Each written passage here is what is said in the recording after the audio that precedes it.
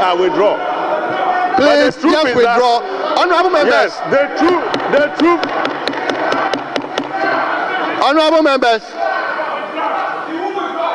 members, please.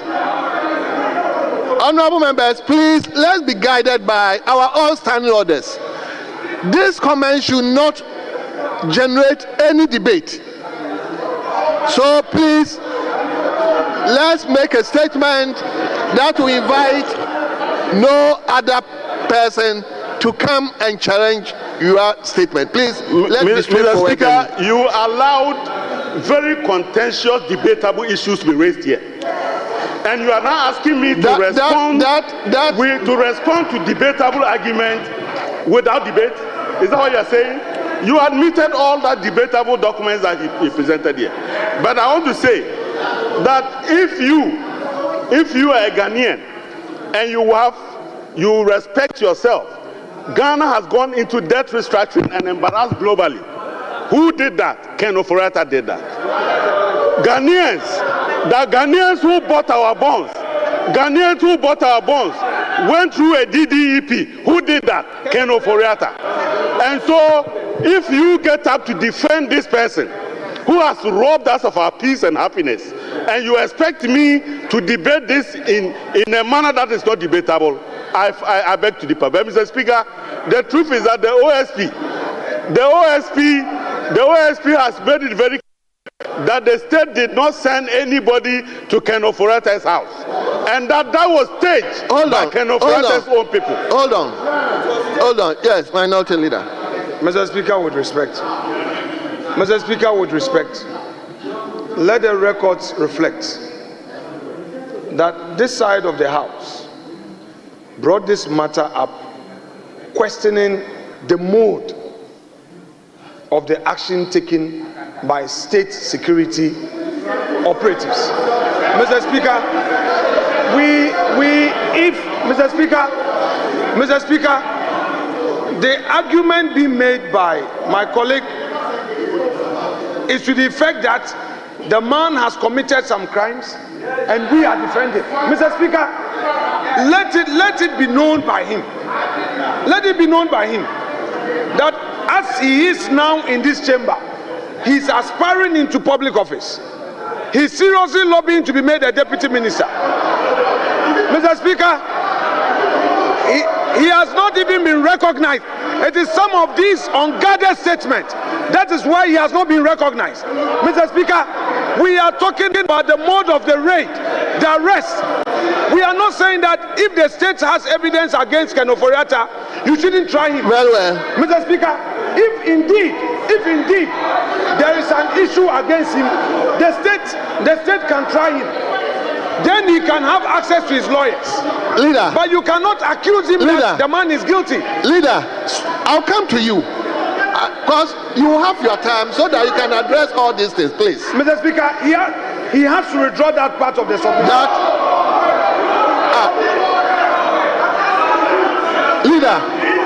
Leader, which part? These are my views. Go on. Yeah, they are my views. The minority leader doesn't tell me what to say in this house. He doesn't dictate to me what I say in this house. And I'm saying that when, as a government, you decided to violate the Public Financial Management Act with impunity, this day was coming, and it has arrived. The Public Financial Management Act is very clear. The Public Financial Management Act is very clear that you cannot commit this state to a multi-year contract without the Minister for Finance, himself issuing a commencement certificate. And yet, after he issued a commencement certificate, he was still drawing on contingency fund as if he didn't know about the project. And he thought that you could do that as long as you want. But the subject is that the OSP has spelled out the reasons why he's looking for him. And I'm discussing what the OSP is calling him for. That when he decided to engage in multi-year transactions and refused the approval of Parliament, knowing very well the implications in the Public Financial Management Act, he knew that he would answer for it one day. And that you are now asking us to do what? Not to discuss a fugitive. We shouldn't discuss a fugitive. Is that what you're asking? Or I should clean him up even though he's a fugitive? So when you came here, you knew that the product you are selling, you could not sell it. And we warned you. We warned you and you did. You can warn me as long as you want. But the important thing is that the OSP has stated. The OSP has stated that he didn't send anybody. Thank you, Honorable Adongo. Why are you running away? Why are you running away? Honorable Osenyako. Thank you, Mr. Thank you, Mr. Speaker. Mr. Speaker.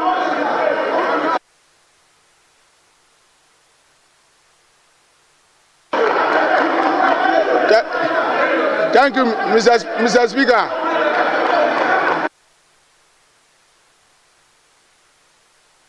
Thank you, Mr. Speaker.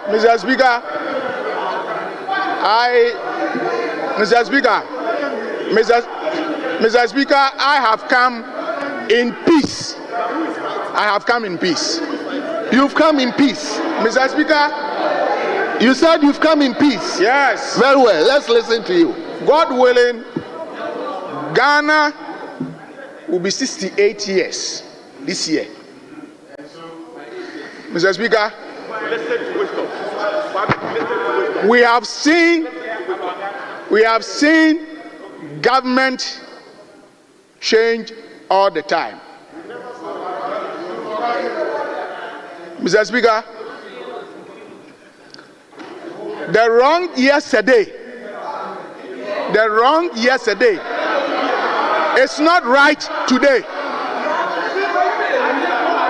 If we are building a society, if we are building a country, if we are building a nation, Mr. Speaker, we cannot and we should not allow some of these ills to go on in our society. All of us sitting here, we are politicians. All of us. Tomorrow, it could be you. Today you think it is Mr. Ken Ofori-Atta, so it is okay. I will speak against it if it was meted to you. The fact that similar issue or same thing was done in 2017 doesn't mean that we should repeat same this time. You should listen to me.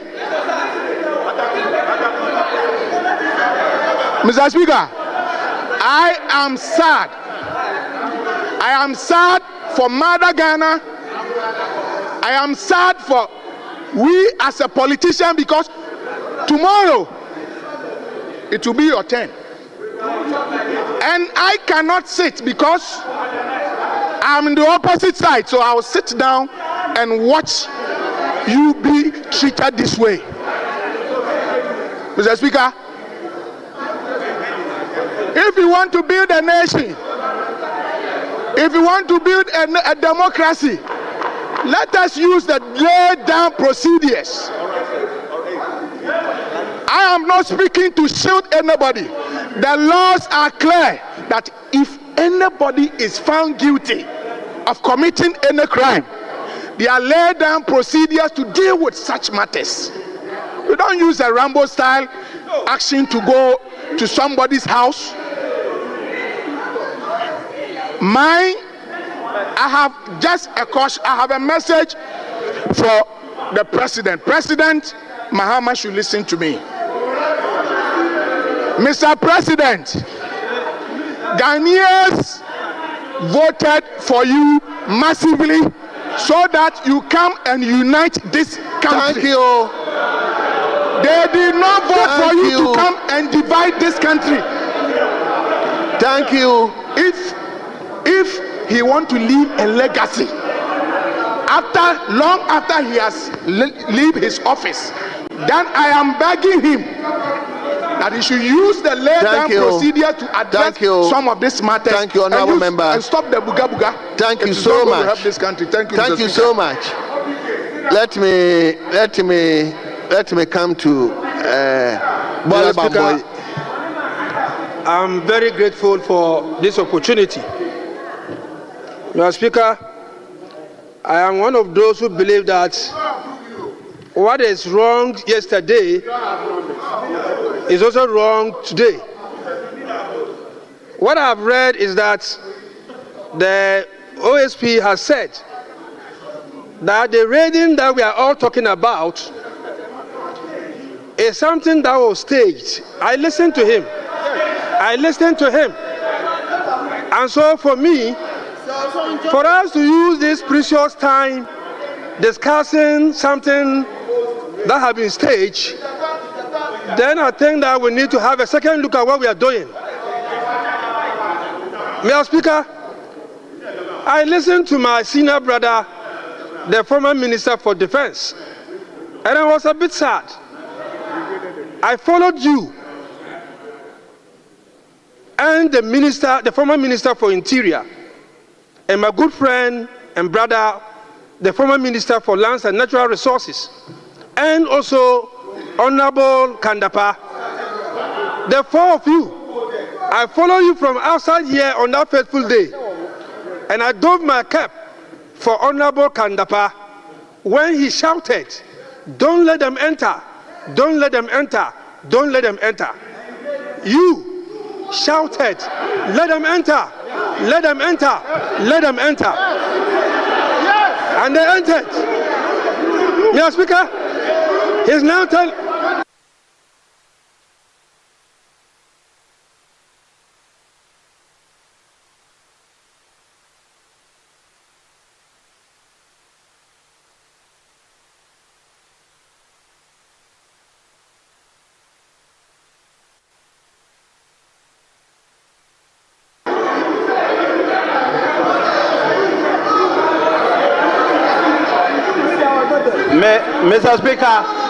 Mr. Speaker, first of all, I want him to know, and he knows me very well, that where I come from, I'm not a coward. I can never be a coward. He knows that where I come from, I can't be a coward. I will never be a coward. Otherwise, I cannot go home. And Mr. Speaker, I want to repeat that I am not a coward. I can never be a coward, otherwise I cannot go home. He knows where I come from. And let me tell you, you have no evidence. Thank you. Not a single shred of evidence. And I want him to withdraw that statement because it's a direct attack on my person, on my family, my tribe, where I come from, and you are putting people in danger for no reason.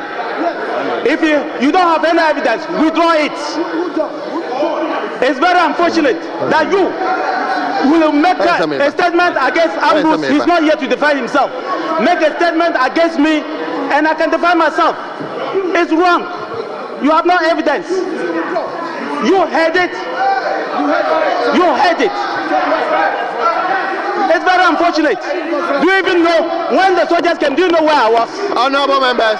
When the soldiers came in, do you even know where I was that day? Do you know where I was? Honorable members. If you are using soldiers to intimidate Ghanaians, including myself. Honorable. If you are using soldiers to intimidate Ghanaians, including myself, chasing my car, that is not democracy. That is not democracy. You use soldiers to chase me. That is not democracy. That is not democracy. Don't accuse me. You have no evidence. Withdraw it. Well, honorable members, I will see the seat to the first deputy speaker. Meanwhile, you may continue.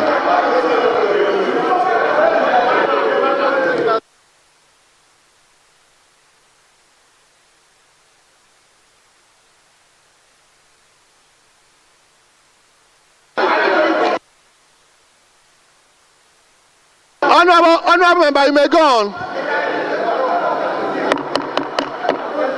Honorable Yusuf, you may go on. Mr. Speaker, I started by saying that the defense minister is my brother.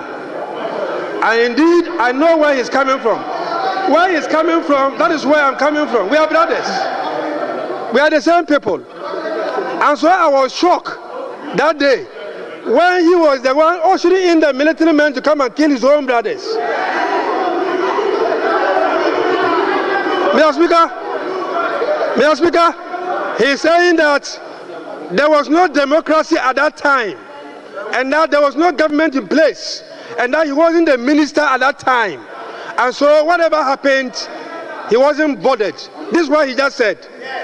Mr. Speaker, the very people who did that are still in the system. I want to call on you. On this day, we have their pictures to order an investigation so that we will get to the bottom of this issue. But I am a Muslim, and a serious and pious Muslim. And the last thing I will do is to tell lies on my own brother. I have said what we call the kalima. I believe in Allah. I believe in his prophets. And the next thing to believe in is to ensure that I don't tell lies on respected people like my brother. I'm only putting it on record that on that day, I followed you. My brother, Honorable Abu Jinapo, Honorable Ambrusderi, and Honorable Kandapa, from the start here down up to this point, when Honorable Kandapa insisted, don't let them enter, don't let them enter, don't let them enter, and you said they should enter. Indeed, they entered. You followed them. Mr. Speaker, what I want you to do is to call for the video. Call for the video. He wants me to come with evidence. Call for the video. And you will see him ushering in the military men. On this note, Mr. Speaker, I am calling for an independent investigation to ensure that whatever happened that day, we get the truth of it. And once we get the truth of it, he will cease to call on evidence. Thank you.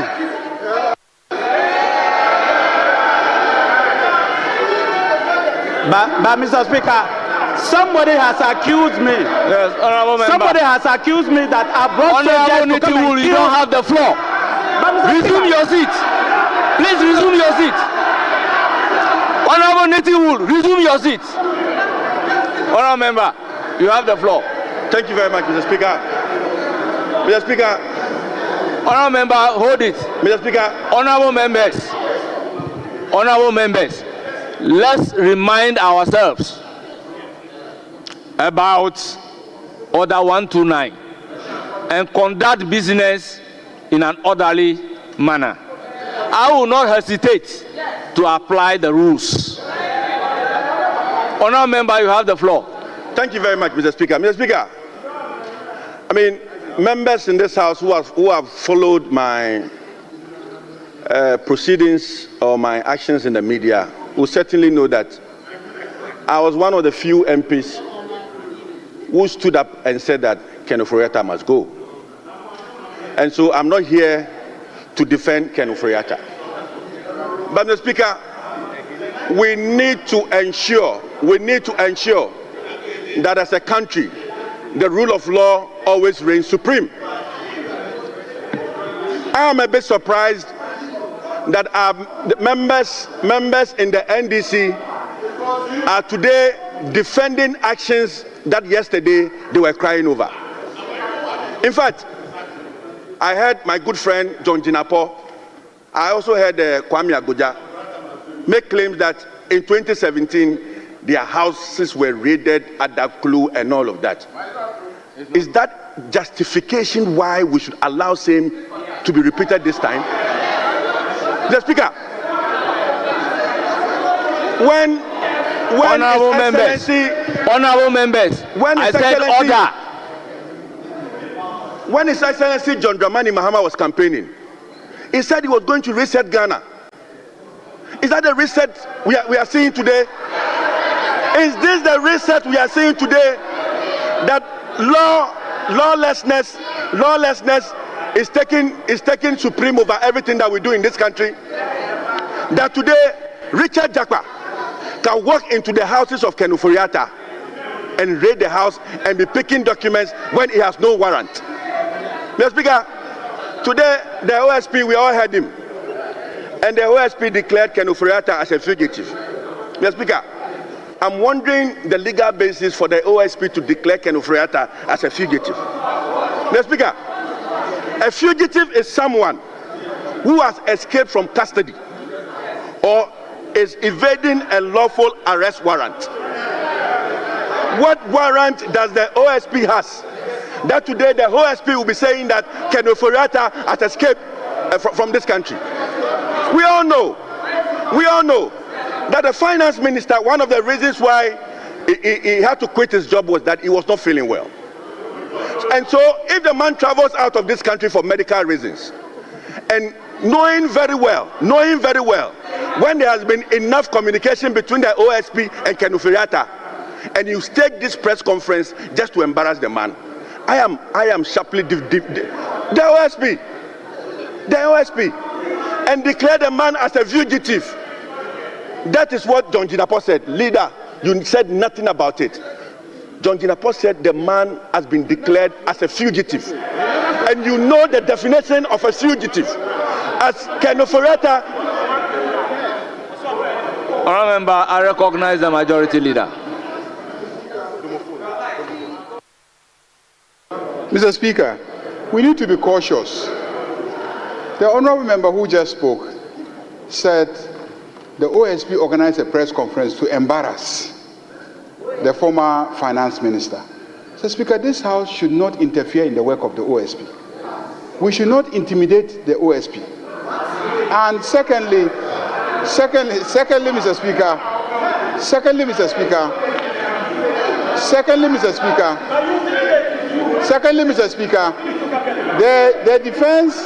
the former defense minister said soldiers were sent to the residence of the former finance minister. Mr. Speaker, nobody has tendered evidence in this chamber that soldiers were sent. Mr. Speaker, they are talking about one Mr. Jakpa. The man is not a soldier. The man is retired. He left the army, and he is an officer, I believe, of national security of the state. So please, let's not sit here and say things that would dent the image of the men and officers of the Ghana Armed Forces in uniform. So let's be careful. Let's be careful when we say that soldiers were sent, because no soldier was sent to the residence of the defense minister. Mr. Speaker, please, let's be cautious. Honourable Minority Leader, I recognize Honourable Majority Leader on a point of order. Are you also on a point of order against the point of order? Mr. Speaker, with the greatest respect,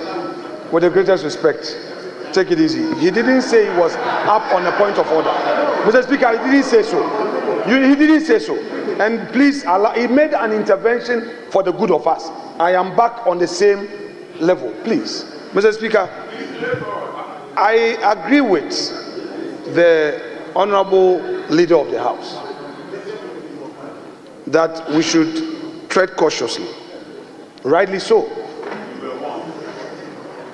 But, Mr. Speaker, we have heard a colleague make a statement for Hansel that the respected senior member sent soldiers here to kill us.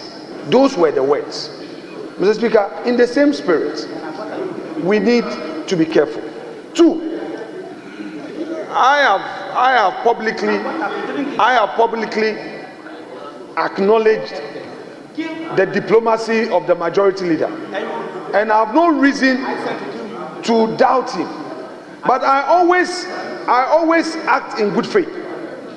I shared with him, although private, but I will tender it since it has been raised. Videos of soldiers in uniform raiding the residence of Mr. Ken Ofori-Atta. Mr. Speaker, indeed, he is right in saying that the man being spoken about as the one leading the team is now a civilian. That is true. Mr. Richard Jakpa, who works with national security, and indeed the one who led the soldiers, is a state security operative. But Mr. Speaker, the point is very clear. Are you very sure that it's a state security operative? Mr. Speaker, he says so. It's not coming from me. He confirmed. These are the words of the majority leader. It's not mine. This is Japan. That is what, so Mr. Speaker, yes, he has confirmed. He says he is a state security operative. It's not coming from me. Mr. Speaker, I have shared the videos with him. And I was fair in my dealings with him by saying that this is a matter that I want to raise. So, Mr. Speaker, let us be guided by what he has just told us and allow our colleague to proceed. I have gotten a signal from my respected colleague who has just been nominated as a deputy minister that he wants to withdraw that aspect of the submit. Oh, he says so, please. It's not, Mr. Speaker, I will not impose anything on him. He signaled that in view of the caution from the leader, he wants to withdraw. If he wants to, that is his matter. I am only telling Mr. Speaker, that's the signal he's giving me. Mr. Speaker, let's be fair with each other. This democracy that you are celebrating today. Honorable Minority Leader, Mr. Speaker, I'm concluding. Mr. Speaker, once upon a time, we had 169 seats in this house. You have made it, enjoy it, but let us be mindful. Let us be mindful that we are a family. I told us once some weeks ago that let us learn from the Jinapo brothers. I rest my case. Thank you, Honorable Member, Honorable Sule. Oh, I'll give you the floor. I'll give you the floor. Honorable Nyindam, resume your seat. Honorable Sule, you have the floor. Speaker, I'm grateful for this opportunity to withdraw the words he brought in military to kill his brothers. My understanding of the role of the military is that they are trained to kill. That's where I was coming Honorable from. Suleiman. So I withdraw. Honorable Suleiman, are you withdrawing? So I'm withdrawing. Are you withdrawing? Or what are you doing? Unreservedly. He's my brother, and I will not do anything to hurt him. So I withdraw them. Thank you, Mr. Speaker. Honourable members, statement accordingly withdrawn. Order. Honourable member, conclude. You have 2 more minutes. Thank you very much, Mr. Speaker. Mr. Speaker. Honourable Chiwete, can we have some order? Mr. Speaker, see how pleasant it is that as brothers we are able to understand each other. That should be the spirit that we carry on in the administration of government. Mr. Speaker, we all have a right, and Chapter 5 of the Constitution guarantees our right as citizens. In fact, Mr. Speaker, if you look at Article 14 of our Constitution, it is very clear. It is very clear that no person shall be deprived of their liberty except in accordance with the rule of law. Mr. Speaker, the rate and the style, the Rambo style at which they invaded Ken Ofori-Atta's house. This morning, my little daughter came to me and she was asking me, Daddy, is Ghana at war? Then I asked her, why? Mommy, why? Why? What is happening? Then she was like, Daddy, get on social media. Honorable member, look at how military I am not supposed to be interrupting you. You quoted a constitutional provision that we need to act in accordance with the law. Are we going to be able to establish whether they have acted in accordance with law or not? Is this House going to establish whether they have acted in accordance with law or not, having regard to the fact that justice emanates from the people of Ghana and it is exercised on their behalf by the judiciary. Mr. Speaker, it is very clear. It is very clear that from all the statements we have read from the OSP, there's no warrant. People invaded the houses of Ofori-Atta. Today, even the OSP that we all thought that led that attack is even running away from the fact that he led those attacks to Ofori-Atta's house. Mr. Speaker, today we have a former military person who has been caught on video, clear video, invading the house of Ofori-Atta. Mr. Speaker, that should not happen. I'm saying that. Honourable member, did I hear you say he's running away from the facts? Yes. He made a categorical statement that the people are imposters. Who made that statement? And he didn't authorize them. Well, and you said he's running away from that particular fact, as if he authorized them and now running away from them. Mr. Speaker, Mr. Speaker, I appreciate your guidance. I appreciate your guidance. But, Mr. Speaker, we are all in the media space. We know what is happening. We know what people are saying. I am saying that this morning, newspapers carried that the OSP, in fact, the Herald newspaper, carried that the OSP is the one that undertook this exercise. In his press conference, it denies that fact. It denies that fact. All I'm telling my colleagues is that we live in a country where a president has been given over 56% of votes. He promised, I'm coming, sit down, Kwame, sit down. It doesn't matter. Give him 100%. He promised Ghanaians that he's going to reset the entire system.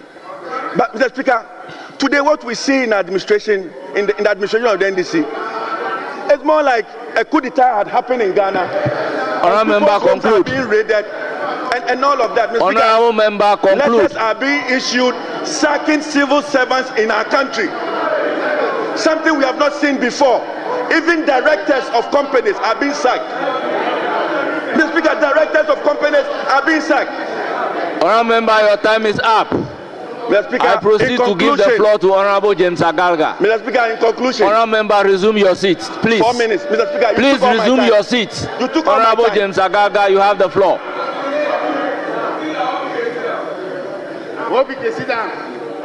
Mr. Speaker, the statement made by the Deputy Minority Whip was made in the rear of the purported violation of the rights of the former finance minister. If my understanding of that statement serves me right, Mr. Speaker, then of course we have reason to ask ourselves which of the human rights provisions enshrined in Chapter 5 of the 1992 Constitution has been violated. That is the question. The maker of the statement cited a judicial decision in support of the statement. Now, that particular judicial decision, I didn't hear him well, but he mentioned Director of Prisons.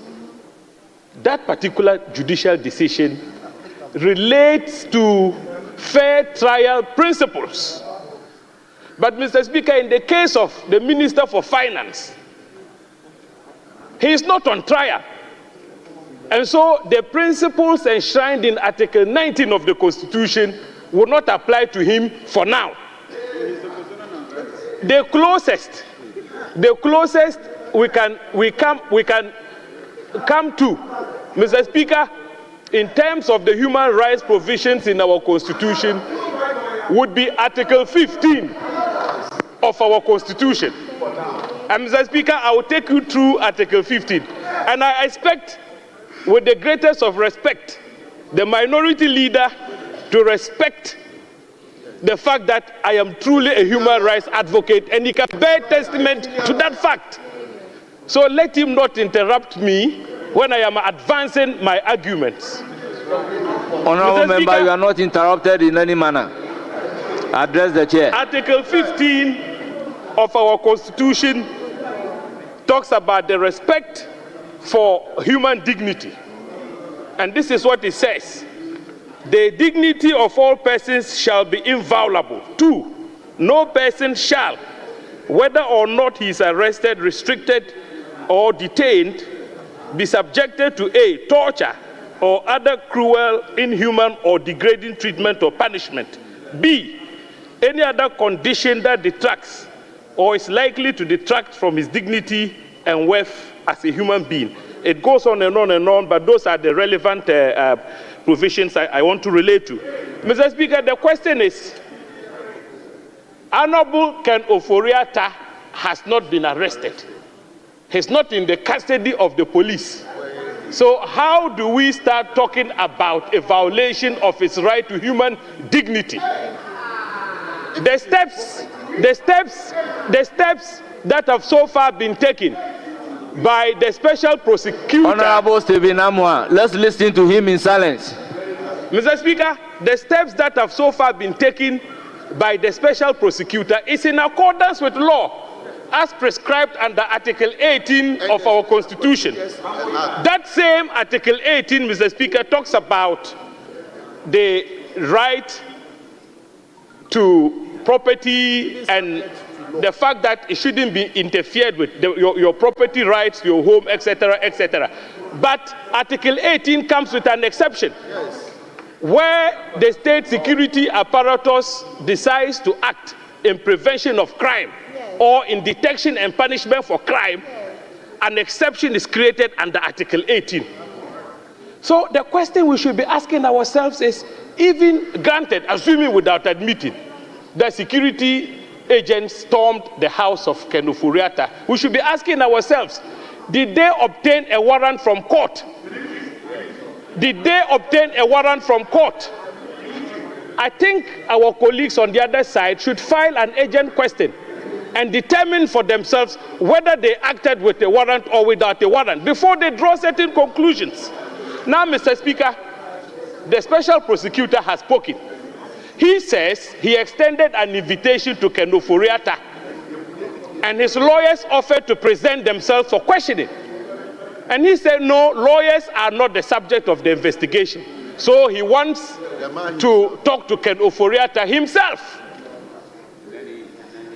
Could this be the reason why agents of our state security apparatus stormed his home? Mr. Speaker, let me remark that when Honorable John Jinapo's home was stormed, there was no prior invitation extended to him by any state security agency mandated to investigate any matter. Likewise, the home of Dominic Ayene, the current Attorney General, was stormed, equally stormed. What was his crime? His crime was that he only wrote a legal opinion. A legal opinion warranted the storming of his home without a prior invitation from the police. These are the facts we should compare and contrast. And so, having said that, I did indicate that I, as a lawyer, a human rights advocate, Honourable member, conclude, who was struggling to establish for myself which of the provisions of our Constitution have been violated, I found none. Ken Ofori-Atta can submit himself to the law for purposes of investigation, and when there are violations, I'll be the first to speak for and on his behalf. Not until then. He should be law-abiding, come back home, and engage with the special prosecutor so that the allegations that have been leveled against him can be dealt with. Thank you for the opportunity, Mr. Speaker. Thank you very much. Your time is up.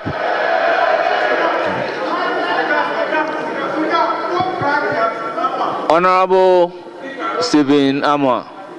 Honorable Stephen Amwa, before you start, let me remind the entire House that we are operating within the ambit of Standing Order 93.5. You have the floor. Thank you, Mr. Speaker, I want to make it emphatically clear that Ken Ofori-Atta hasn't run away. Mr. Speaker, I would like to advise this August House that I think our actions and omissions over the years have actually defined us, and we have given the public, the external stakeholders, to always see us in different lenses. And it is time we put an end to what we are doing to each other.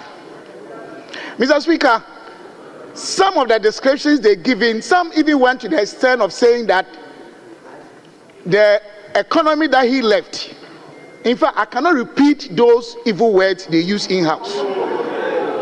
Mr. Speaker,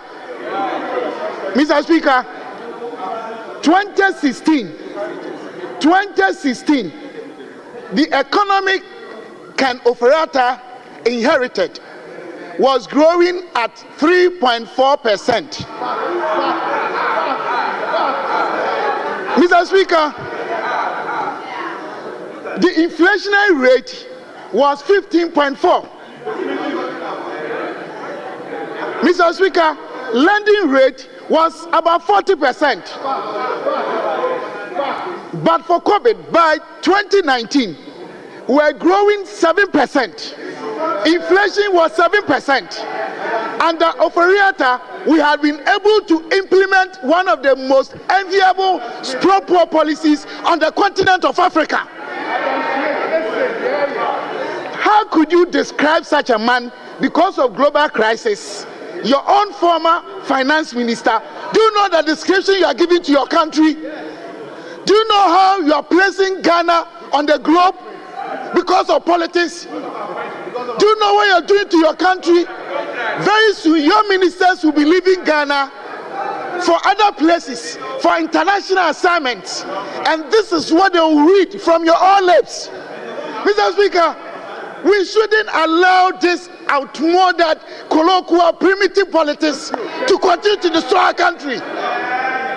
Mr. Speaker, we are one people with one destiny as a nation. Mr. Speaker, I am only advising the House. Honorable Sivinamwa, did I hear you say primitive politics? No, I'm talking about Ghana. Will you consider withdrawing the word primitive politics? Okay. Mr. Speaker, with your indulgence, I have done so. But Mr. Speaker, I think I have to make myself clearer here. I am not even speaking against one side. I am talking about actions and inactions, omissions and behaviors that are dwindling the very reputation of this House. We've been doing this to ourselves for far too long. Now, every Tom, Dick, and Harry out there, even if you are driving Land Cruiser, they think you're a politician. Whether NDC MPP, they don't respect us. And this is why I'm bringing it to our attention. That do we allow yesterday's propaganda or actions or omissions to continue to keep on destroying the very image and reputation of this August House? Is that what we want to do?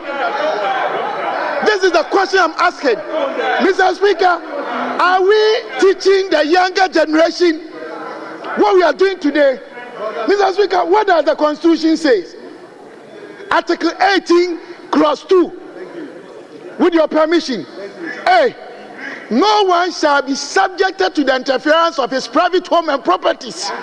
Has that happened or not? It has happened. The very constitution that we ourselves, the very laws that we ourselves made, we are undermining the same laws because of politics.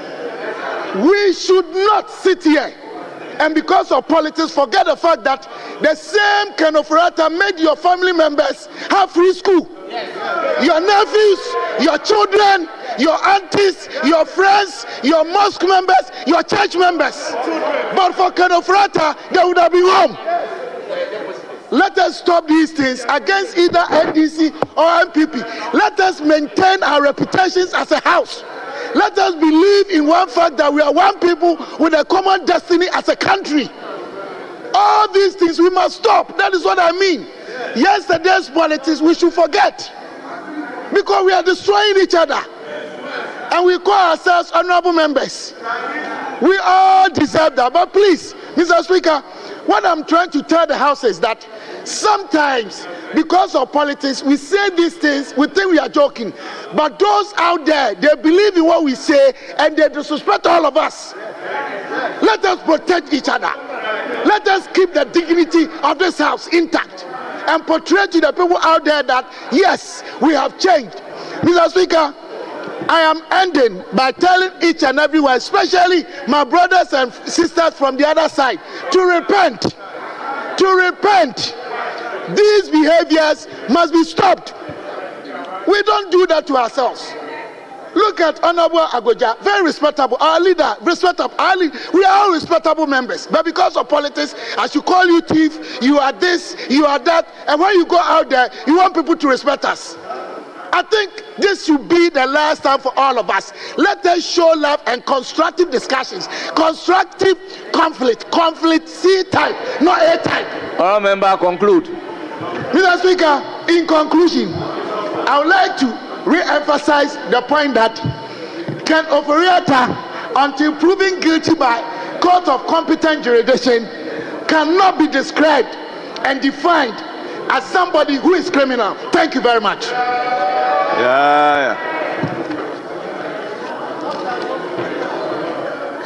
I proceed to give the floor to Kwame Jijoli Gakpe.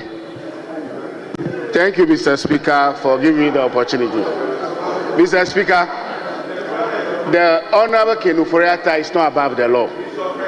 He is not above the law. And then when the special prosecutor, they read the statement today, he is talking about the cathedral. They mentioned cathedral issue.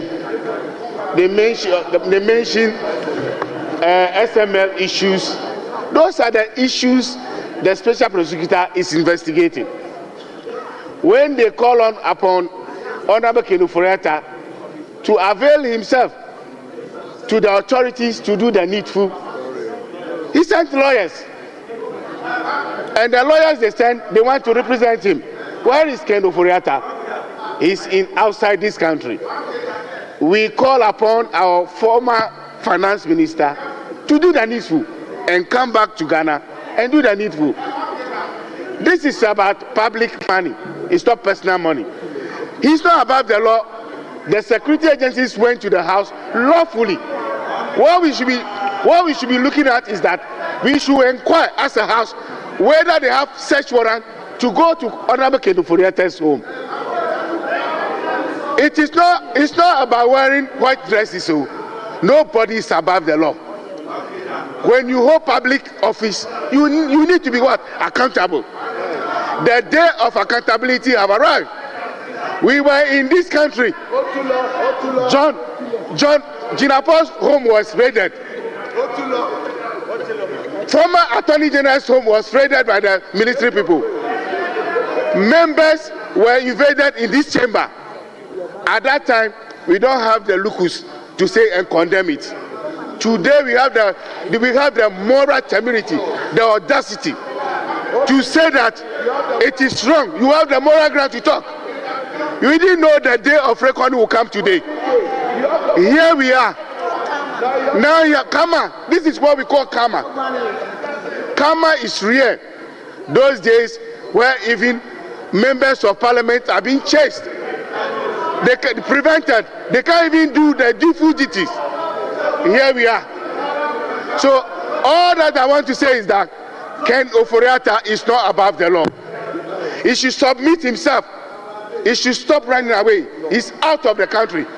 Please call upon him to come back to the country. He shouldn't run behind excuse of medical condition and he will not come. He is fit for purpose, and then we are waiting cautiously, we are waiting patiently for Honorable Ken Ofori-Atta to arrive in this country to submit himself to the authorities for the needful to do. Why? What are you running away from? What are you running away from? Cathedral. 58 million Ghana cedis was sunk. Dollars. $28 million. $58 million. Which can build Kosimiti, can build a lot of roads. It can build Kosimiti. Is it not true? OPK, is it not true? It can build hospitals. It can build markets. He can do a lot of roads. The agenda 111 buildings would have finished. Honorable Gakwe, conclude. And what are we talking about? Honorable Gakwe, conclude. What the SML? Is it not true? Is it not true? Yes. The biggest hole ever Ghana have actually constructed. So nobody is chasing former minister for me. He is supposed to submit himself to the authority to do the needful, and he is not above the law. Mr. Speaker, on this juncture, he swore an oath to protect the public purse, and now the day of accountability is here. So he should just commit himself. Thank you very much for giving me an opportunity. Now, leadership of the House.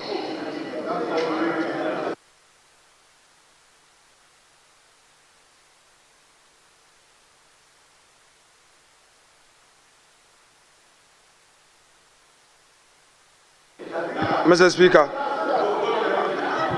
Speaker, thank you for the opportunity to make my comments on this matter. Mr. Speaker,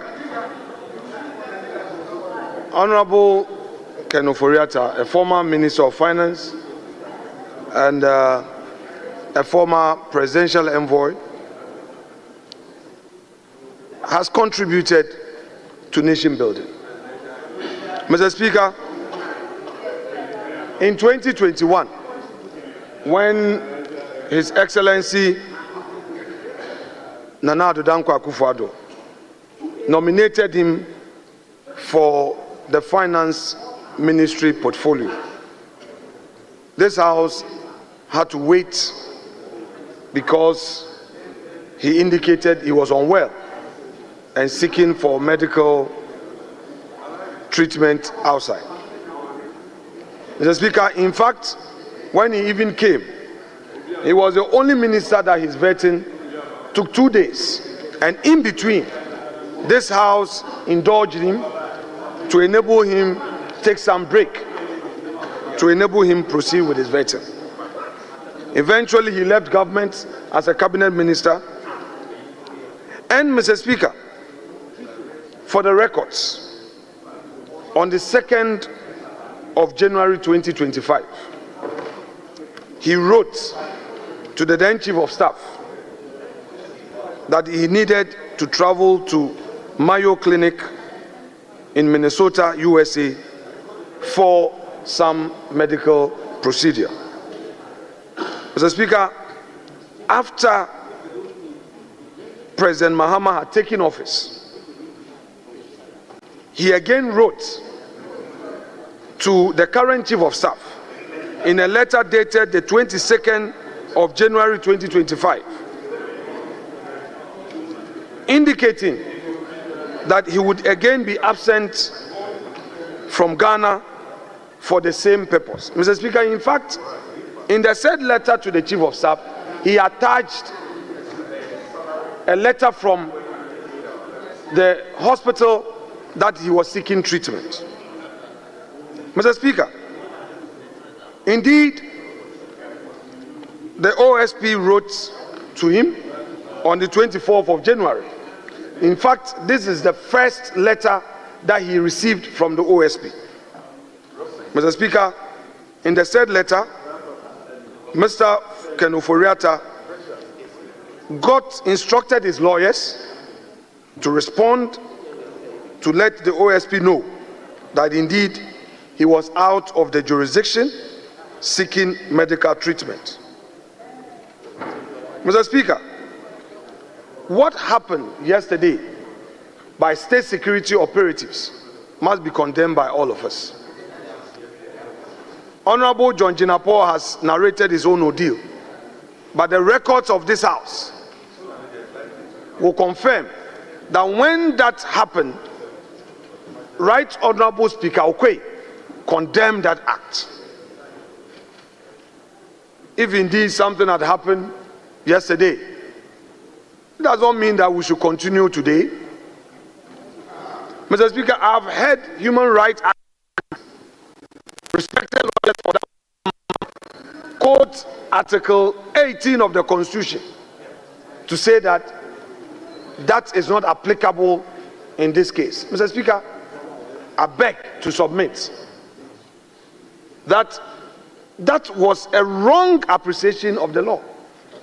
Military men led by Mr. Richard Jakpa unlawfully entered the premises of Mr. Ken Ofori-Atta, searched his rooms. Honorable Minority Leader, the unlawful entry is by your own determination. Mr. Speaker, you know that by virtue of where we sit, we are able to do some background check before we come here. I wouldn't want to mention names, but Mr. Speaker, when inquiry was made, Mr. Speaker, when inquiry was made, it was obvious, and I stated for emphasis that those officials from the state did not have any warrant. Mr. Speaker, we should not encourage such an approach. We should not. Our democracy is still young. Today, it is Ken Ofori-Atta. Tomorrow, it will be another person. Some of our colleagues should not forget that only yesterday, it took the intervention of certain prominent members of our side to ensure that they were not mistreated. We will not mention names. They know. So these should be the voices of reason on this occasion. Some members worked in the night to ensure that people, members of the political class who are members of this house, were not mistreated. Mr. Speaker, let me remind colleagues, today, if you are praising the OSP, let's not forget that not too long ago, we had some of our members at the receiving end by the OSP.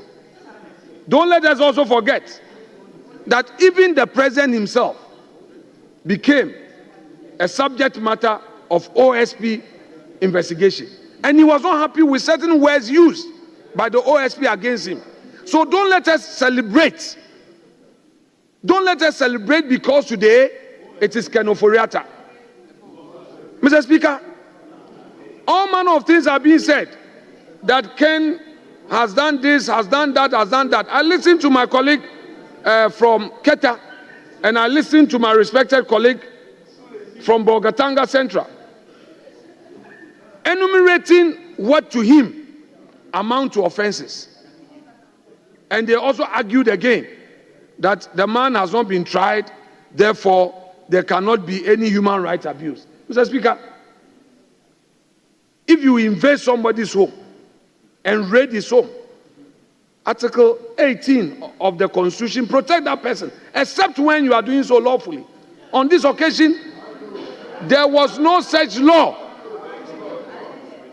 There was no such law supporting their actions. So they shouldn't be here happy with it.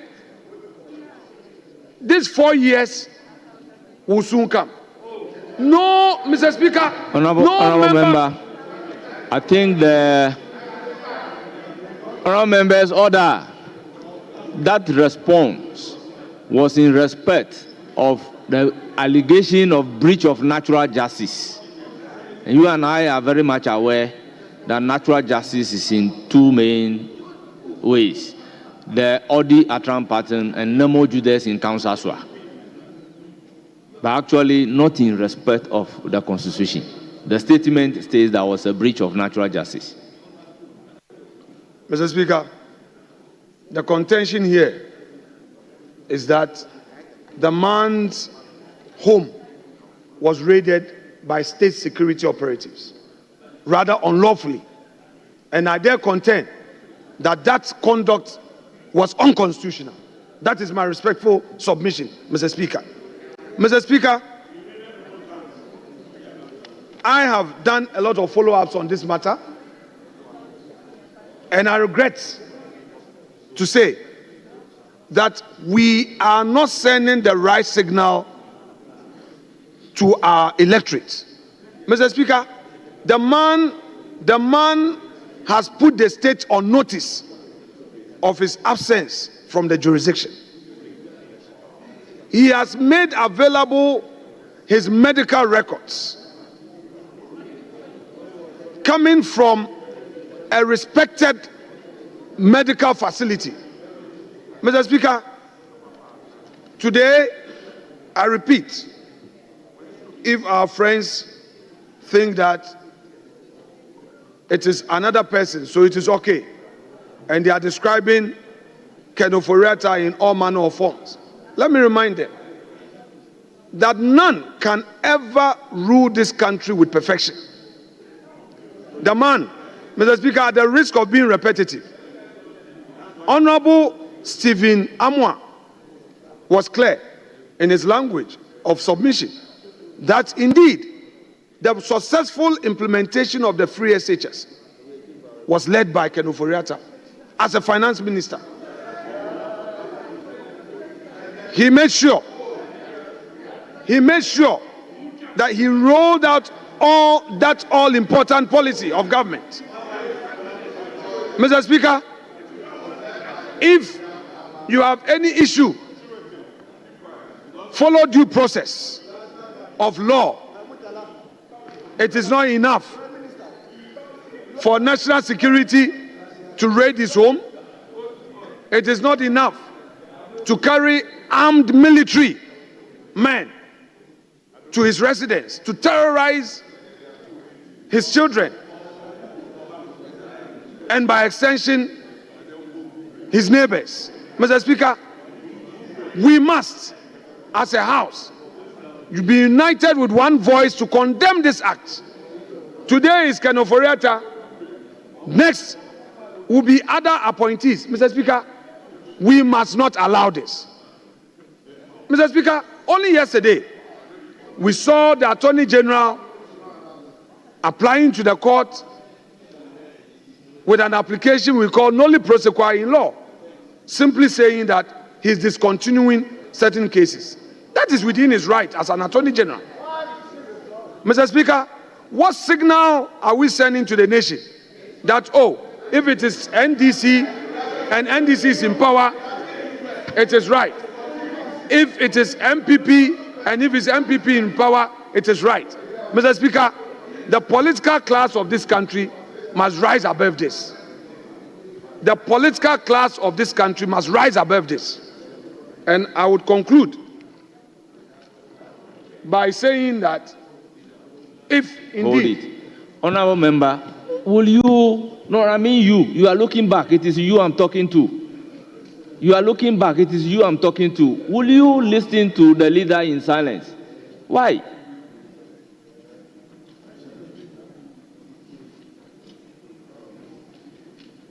Leader, continue. Mr. Speaker, Honorable Member for Keta talked about karma. And I agree with him. I've been reading a lot about karma. The wheels of karma indeed grind slowly, but with great surety. You have quoted it today. Enjoy it whilst it lasts. Mr. Speaker, today he says that we are reaping the fruits of a karmic effect of our actions. So it should be so. You have just come into government. You have a lot of projects you want to undertake. You will be going to PPA. Ministers will be taking decisions. Some will be good, some will be bad. You will roll out policies for Ghanaians to benefit. Some will pay, some will not pay. You would engage the business community. So bear in mind that this karma you have just referred to, 4 years from today, we may.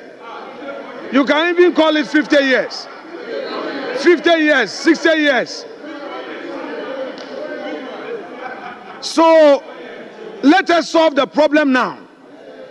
Let us encourage state security agencies with a mandate to investigate and prosecute to follow the law. Let's encourage them to follow the law. Honorable Nitiwu, in his submission, was being very emotional because just a week ago, he had to invite the leaders to intervene. Some, and the clerk, some people calling themselves state security operatives chased him, his car, a former defense minister. And when they saw the car papers, they now realized that whatever the information they had was wrong. A colonel had to come, and when he questioned them, that who sent you, they could not mention. So when we give certain wrong signals, some of those people at the lowest level take advantage to harass people, and even senior members who give order, when they realize that it is wrong, they are unable to even own up. Honorable Nitiwu, a former defense minister, suffered this just a week ago. It took the intervention of leadership and the clerk to Parliament to sanitize the situation. Is that what we want? Is that what we want? Mr. Lord Comey, his house was raided. They searched his house, took away all his cars, and after 3 days, they said, we are sorry. They brought the cars back. Is that how we want to govern the country? Mr. Speaker, I shall conclude by urging my colleagues to support this call in bringing sanity in the country so that nobody will take advantage to unleash any violence on anybody. I rest my case. Thank you. Yes, majority leadership.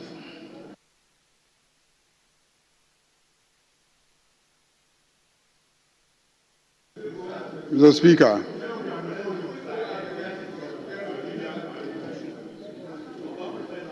before the statement was made, I had cautioned that this is a statement that definitely will generate commentary that will provoke debate in clear violation of our standing orders. And I caution that it is a statement that will attract comments that will go to perhaps damage the reputation of somebody who is not in this chamber. I cautioned. But my friends on the other side insisted and made a statement. Mr. Speaker, if you are a believer in the rule of law and you know the law, you know that if you claim that somebody has improperly searched your house or your property, you go to court. You go to court for the courts to declare that your property rights have been violated, that your dignity has been violated, and the courts are there to provide you that service of taking a decision as to whether or not indeed your rights have been violated. In court, the two sides will be there, and they will all be heard.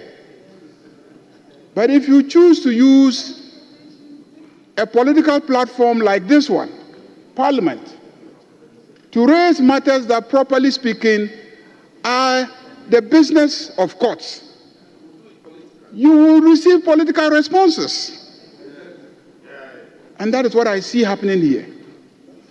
Mr. Speaker, as for me, what I hear being said here is that there is a certain class called the political class, and that political class must take care of each other. And what I hear being said in this chamber is that taking care of each other means that we should not hold each other accountable.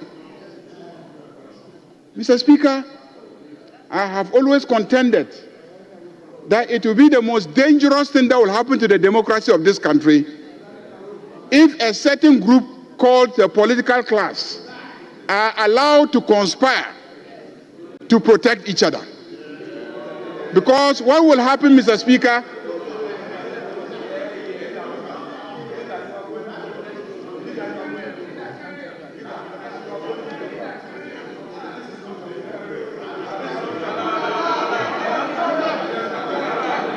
Honourable members, order. Mr. Speaker, I am saying what I hear. What I hear. There has been several referrals to a group called political class. Did you hear that or not? Several times there was a referral to a group known as a political class. And several times a call on members of the political class not to do this to each other. And what do we mean by let's not do this to each other? Let's not, when there is a change in government, try to hold each other accountable this way or that way. I take a position that, indeed, the reason why the voters go and vote for one political party as against the other is so that they will come and hold each other accountable. The day that we stop holding each other accountable, that will be the day the electorate will lose confidence in this democracy. And when they lose confidence in this democracy, that is the end of democracy in Ghana. So we must hold each other accountable. When we vote for a new party and the party come, they owe a duty to those who voted them to hold those who have been taken out accountable. As for how they do it, it should be a matter of following due process and the law. Let's talk about nolle prosequi. I heard somebody mention nolle prosequi. And withdrawal of prosecutions. Mr. Speaker, if the state of Ghana, if the Republic of Ghana prosecutes a citizen for 8 years and is unable to convict that citizen, then there's a problem. There is a problem. How can the state mount a prosecution for 8 good years with all the resources at the disposal of the state and yet not be able to convict that citizen? Or at least get a ruling on that citizen. Either you are guilty or you are not guilty. So when you are unable and you try somebody for 8 good years, and you cannot secure a conviction, then clearly there's something wrong with the case. And so if another Attorney General comes and is convinced that you don't even have a basis for the prosecution and enters a nolle prosequi, that is not a case of clearing people. You had 8 good years to secure a conviction, and 8 years you failed.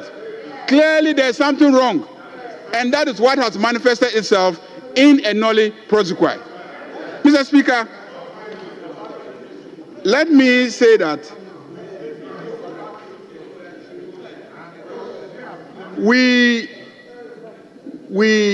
I cautioned against making the statement because I didn't want us to go into a situation where we'll be making unfair comments about somebody who is not in the chamber to defend himself. Mr. Speaker, the facts are simple. That military officers, policemen, and national security personnel invaded, entered, searched the private property of the former Minister of Finance. Mr. Speaker, I will not run any commentary on that matter until I've conducted some investigations, ascertain what the facts are, and then I will come and appraise this House of exactly what happened so that we can be properly informed. If there is anything that we should condemn about what has happened, we can collectively as a House condemn it. I caution you that don't make statements that would involve commentary that will undermine the image of someone, because I will not be happy if it is done to me, and that is why I objected. And so I'm not going to join colleagues to comment on the statement, except to add that the Office of Special Prosecutor has been severally mentioned. This was an office that was established to investigate and prosecute alleged cases of corruption and abuse of office by public officers. They have indicated that in this instance, they are investigating the former finance minister for two stated matters that they are investigating, which is matters relating to SML. I'm sure you are all aware that it was a big issue in this country where it is alleged that there was some corruption scandal relating to revenue assurance contracts awarded by the Ministry of Finance and the GRA to SML. And then secondly, there's this big issue of the National Cathedral, which we all know the story of, that some monies were paid for work that is supposed to have been done there, and it is alleged that the work has not been done. So the special prosecutor is seized with the matter, is investigating the matter, and wants the former finance minister to appear before them for some investigation. They indicate that there are two other matters they are investigating, but they haven't indicated exactly what those two other matters are. So, Mr. Speaker, let's be cautious not to make statements that will be prejudicial to the work of the special prosecutor. And that was why I cautioned and advised that we shouldn't raise the matter in this chamber.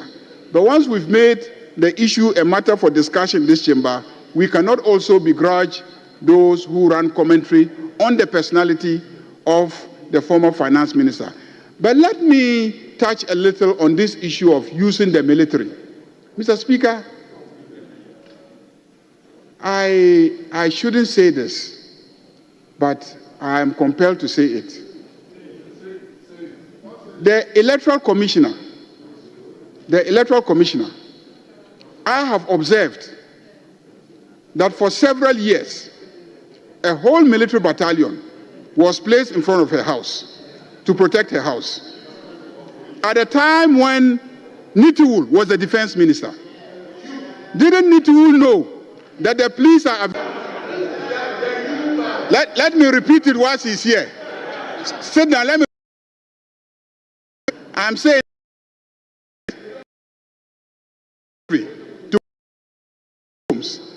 And I'm reminding you that whilst you stood there as Minister for Defense and sat there as Minister for Defense, had oversight over the military, you used the military to guard the residence of the Electoral Commissioner, true or false? Mr. Speaker, he used the military to provide personal security for the Electoral Commissioner. I recognize Honorable Dominic Nitiwul on a point of order. Mr. Speaker, thank you very much. And I want to thank the Majority Leader for dragging me back to the chamber. It is true, Mr. Speaker, that on the advice of state security, we gave soldiers to certain categories of people, including your good self. Honorable Niti will be guided by Standing Order 122. Thank you. We did give to the Electoral Commissioner and the deputies. We gave to the OSP, and we also gave to the Speaker of Parliament. So it is true, and not just soldiers. There were joint soldiers and police. So that is true. But Mr. Speaker, that is different from, and they were not a battalion. First of all, they were not a battalion. A battalion of soldiers is 800 to 1,000 soldiers. So there was not a battalion. There were anything between 3 soldiers and 4 soldiers at a time. So, Honorable Nitiwul, let me understand you. He alluded to the fact that when you are a defense minister, they use soldiers to guide. Mr. Speaker, Mr. Speaker,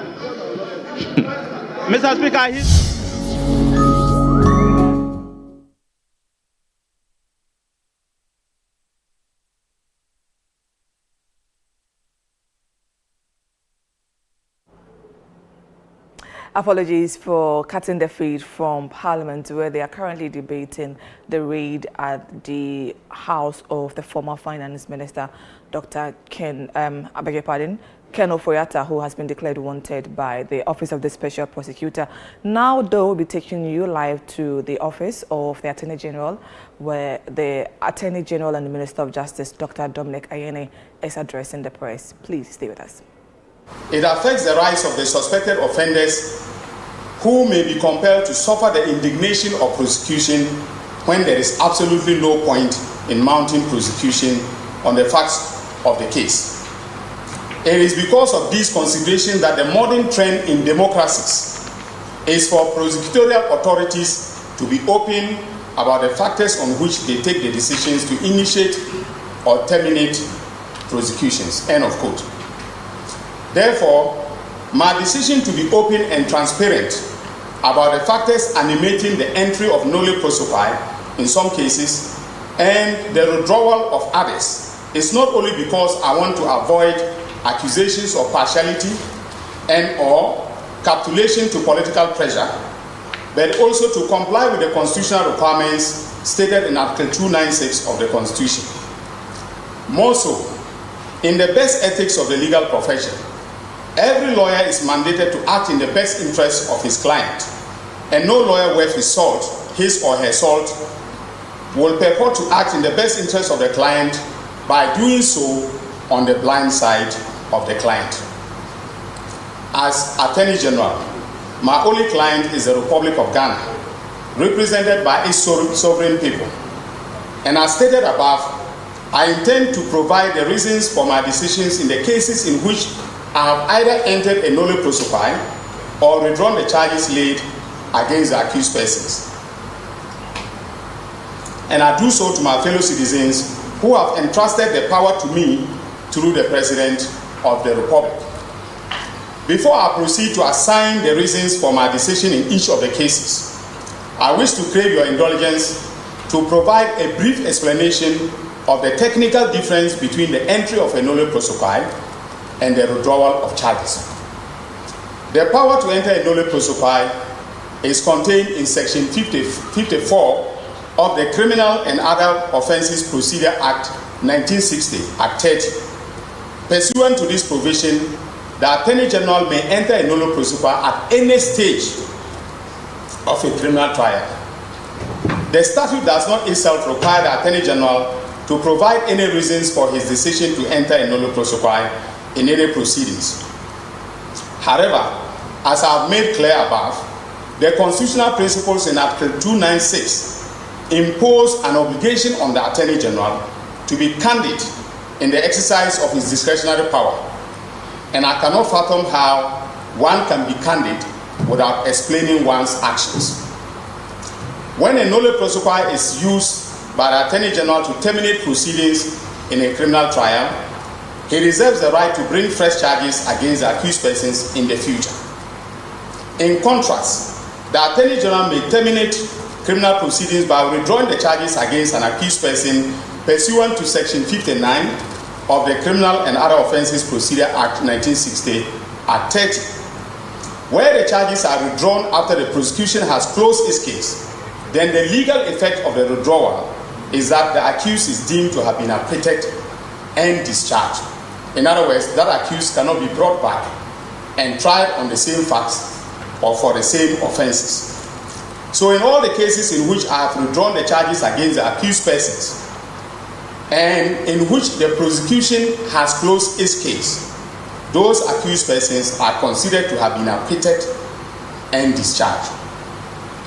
Ladies and gentlemen of the media and fellow citizens, my decision to terminate the criminal trial was animated in the main by three factors. The first was that For ethical and professional reasons, I could not in good conscience continue to prosecute some of the cases. The second was that for some of the cases, my own review and analysis of the charges showed clearly that the charges were defective, and some were filed against the promptings of plain common sense. The third was that in some of the cases, the evidence led so far that showed that there was a reasonable doubt as to the guilt of the accused persons, and no prosecutor should continue to pursue a case in the face of overwhelming doubt regarding the guilt of the accused person.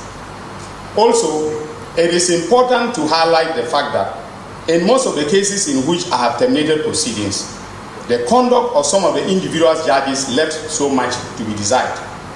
I will deal with the issue of judicial conduct in my concluding remarks. Suffice it to say that it raises a specter of lack of fairness in criminal proceedings where a judge is seen to be overly hostile to the accused and unreservedly differential to the prosecution. Now to my first substantive reason for dropping charges in some of the cases. As I have noted above, for purely ethical and professional reasons, I could not in good conscience continue to exercise my prosecutorial authority under Article 88, Clause 3 in some of the cases. These cases were the Republic versus Ofori-Atta and another, and the Republic versus Ofori-Atta and another. This is because I was deeply involved as counsel in these two cases. In the case of Republic versus Ofori-Atta, I was not counsel on record, but my junior partner, Godwin Kujo Tamaklo, also known as Eduji, was a counsel on record. As a team, we discussed our strategy in chambers, and I was involved in reviewing legal arguments and in some instances, authoring some of the arguments that we filed in court. I believed then, and still believe now, that the Honorable Ofori-Atta was a victim of a political witch hunt, and that he had no case to answer in that trial. That position was vindicated by the erudite judgment of the Court of Appeal, which ruled that the trial court erred in calling upon the accused persons to mount their defense. When the then Attorney General, the Honorable Ofori-Atta, vowed to file an appeal and actually went ahead to do so, I took the view that it was done to save face and that there was no scintilla of merit to his appeal. Indeed, the appeal was, to say the least, grossly incompetent. My involvement in the case of Republic versus Ofori-Atta and another is a matter of public record. At the initial stages of the trial, I was on record as counsel with the Venerable Tony Lita and my former boss, the Honorable Marietta Blue. It was our position as a team that the charges against the Honorable Ofori-Atta were trumped-up charges and motivated purely by politics. I still stand by that view. Ethically, a prosecutor should and must have the courage of his convictions and must remain fearless to stand by those convictions even in the face of a severe storm of public criticism. Strident criticism should not be the reason why a self-respecting prosecutor must abandon his professional convictions in favor of political praise. So I am owning up, fellow citizens, to stand by the professional decision I took that in my current position as Attorney General and Minister of Justice, and for that matter the prosecutor in those cases, I was not going to suddenly recant my professional position and continue to prosecute the accused persons in those two cases. No new evidence has been presented to me upon assumption of office as Attorney General to cause me to abandon my professional convictions.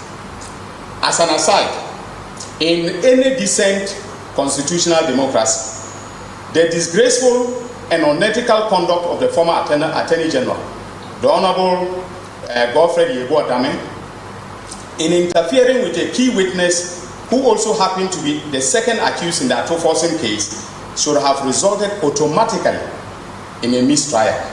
But let us leave that for another day. Ladies and gentlemen of the media, the second reason why I dropped the charges in some of the cases, as I stated above, is that the charges were defective and upon careful scrutiny were filed against the promptings of plain common sense. In the case of Republic versus Collins Dowda and others, for instance, the first accused was charged with misapplying public funds to the tune of 200 million United States of American dollars. In laying the charges, the prosecution failed and or neglected to take account of the basic fact that it was part of that 200 million US dollars that was used to construct the houses at Shadlem. In other words, the value of that built environment is, in my considered opinion, a key determinant of how much of the total sum was allegedly misapplied by the Honorable Collins Dowda. Discounting the value of the built environment renders those charges, in my considered opinion, defective. The prosecution in this case also failed and or neglected to take account of payments that were made by other ministers who took office after the Honorable Collins Dowda. For instance, the Honorable Atta, as Minister of Works and Housing, approved a payment to the tune of 5 million United States of American dollars in 2017. That ought to have been considered in determining the value of state funds that the Honorable Collins Dowda had misapplied. But that wasn't done. And note, ladies and gentlemen of the media, that the Honorable Atta was never charged, even though the Honorable Collins Dowda was charged subsequent to the actions of the Honorable Atta. So I leave that to your own considered judgment as to why that happened. Now, in criminal law, an accused is entitled to know with precision the crime that he has committed and the burden that he must discharge in order to prove his innocence. This is basic criminal jurisprudence, and the charges in this case, and the other in terms of the cases affecting the other accused persons, fail to meet the standard of precision required to put an accused person on notice of his criminal liability. Ladies and gentlemen, the third reason why I dropped the charges in some of the cases was that the evidence adduced so far fell significantly short of what was required to convict the accused persons, and yet the state pressed on with the prosecutions. I consider that to be a total waste of state resources. As noted by Command JSC in Afoko and Attorney General, that is the case that I cited earlier, the prosecution may enter a nolle prosequi in situations where, upon review of the proceedings, the Attorney General detects fatal flaws in the case which may lead to the acquittal of an accused person. In other words, a nolle prosequi may be entered to avoid possible verdict against the prosecution. My review of some of the cases certainly revealed fatal flaws in the case of the prosecution. A few examples are in order. In two of the banking trials still ongoing, I took the decision to withdraw the charges against Mr. Johnson Bundit Asiema for a simple reason that in the course of my review of the cases, my attention was drawn to an internal memo prepared by the Prosecutions Division of our department for the attention of the former Attorney General, the Honorable Godfrey Yebo-Adame, which recommended that the charges against him be dropped. This is very significant. This is an internal memo prepared by professional prosecutors advising the Attorney General that the charges against our current Bank of Ghana, the governor of the Bank of Ghana, be dropped. Note that Mr. Johnson Bundit Asiema was charged with contravention of the Banking Act for granting a facility of 300 million cedis to Universal Merchant Bank and for causing financial loss to the state in the sum of 150 million Ghana cedis. The internal memo, which I just cited earlier, concluded as follows. This is very instructive. It says, a study of the facts of the case indicates that the initial facility of 300 million has been recovered, leaving 150 million outstanding. This office has confirmed from the Bank of Ghana, that is the Attorney General's office has confirmed from the Bank of Ghana through Mr. Alexander Tarr, that is PW2, prosecution witness 2, that the interest from the outstanding amount is presently being serviced by UMB Bank. Mr. Tarr also indicated that UMB has an amount of 150 million locked up with CBG, that is Consolidated Bank Ghana. It is expected that when the said sum is released to UMB, the loan amount for which A3, that is Johnson Pundit Asiama, was charged with causing financial loss to the state will be repaid to the Bank of Ghana. This therefore may render the charges proffered against A3, that is Johnson Asiama, moot, leading to his discharge. So the professional opinion of the prosecution division was very, very clear that the charges against the current governor of the Bank of Ghana are unsustainable. In other words, factually, and then in terms of the evidence available, he could not be convicted of the offences charged. Obviously, the former Attorney General failed to act on these recommendations which were made to him by the prosecution division. If he disagreed with the recommendations, I am unable to say, but I agree with them.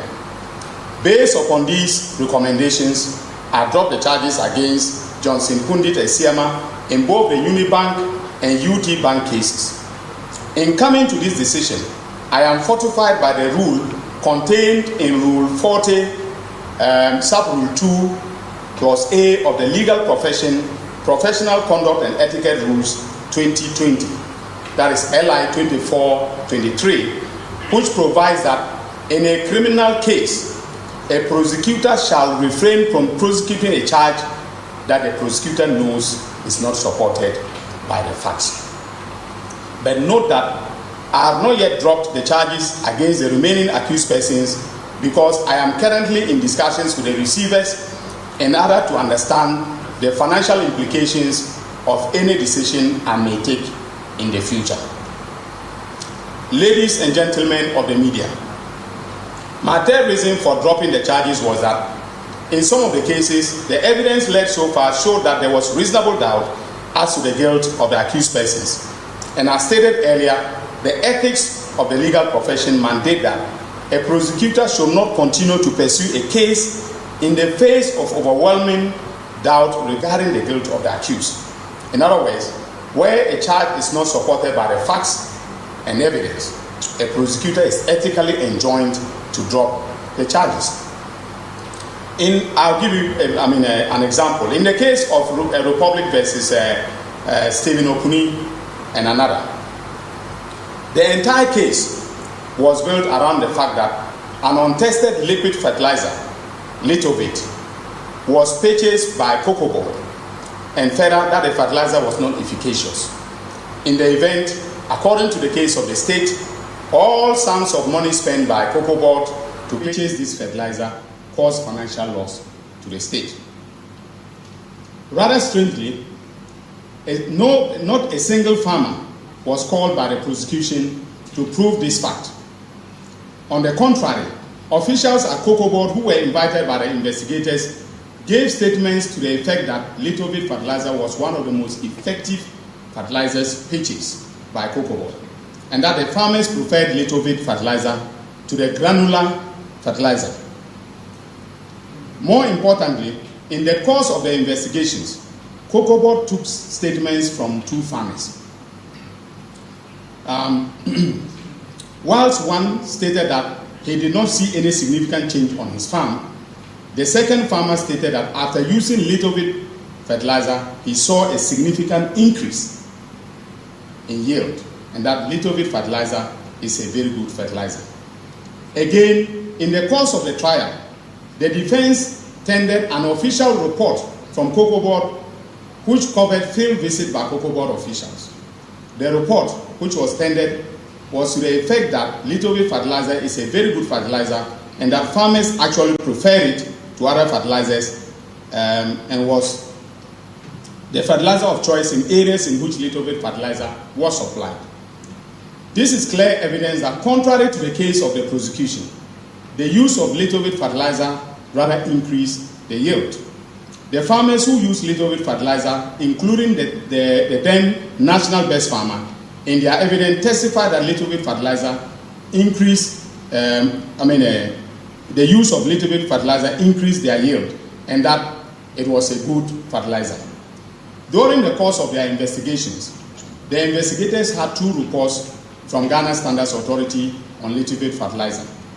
The first report, which was later confirmed to have been done, and listen to this carefully, members of the press, to have been done at the Cosmetics Department of GSA, the department who does not have the mandate to test lithophate fertilizer, okay, indicated that the sample of lithophate fertilizer submitted for testing did not have any fertilizer ingredient in it.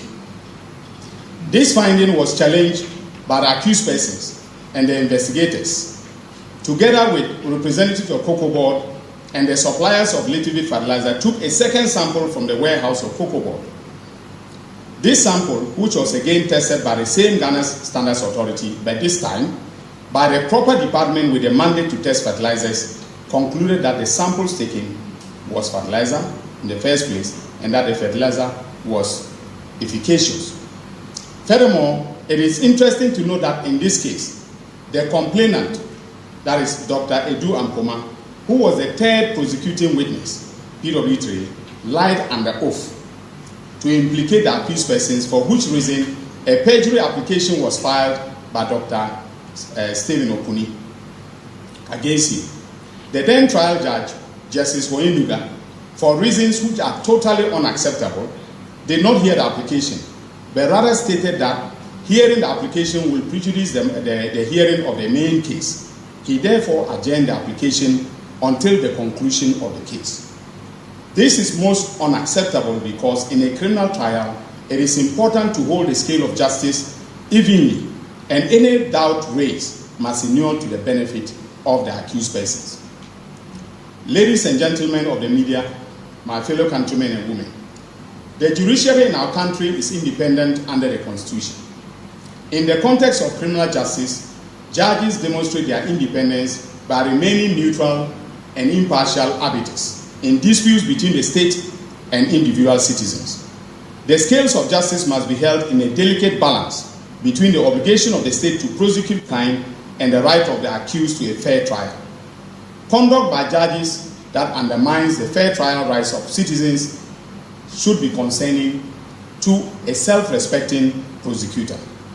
Without meaning to impugn the integrity of any of the judges who were involved in the cases in respect of which I have either entered a nolle prosequi or withdrawn the charges, I am deeply concerned not only about the conduct of some of the judges, but also concerned about the fact that the executive branch took certain actions that could be reasonably interpreted as inducements to convict the accused persons.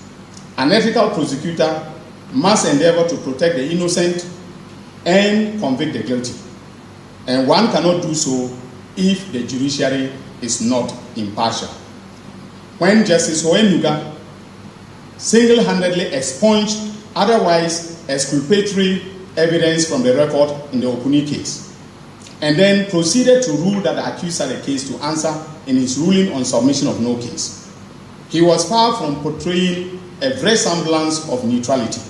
Indeed, he directly undermined the fair trial rights of the accused persons.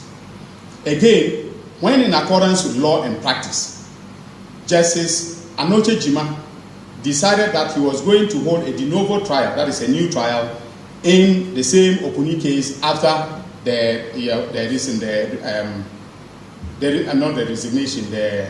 when Hoyenuga went on retirement, the retirement of Hoyenuga. He was instantly transferred to Kumasi, and the case was allocated to a new judge, who then proceeded to adopt the proceedings and continued the prosecution. Also, the decision by the executive branch of government to promote some judges who were sitting on some of the cases is very concerning. The perception, whether true or not, is that the promotion may be an inducement to convict the accused persons. Ladies and gentlemen of the media, fellow countrymen and women. In conclusion, I wish to make it abundantly clear that I did not take these decisions lightly. As I indicated above, I consulted widely and reviewed the files diligently before coming to a decision on each of the cases. You would note that in some cases, such as the Snake case and the banking cases, I withdrew the charges against some of the accused persons, while others are still under consideration. I am keenly aware of the need to balance the public interest, in this case, against the interests and rights of the accused persons.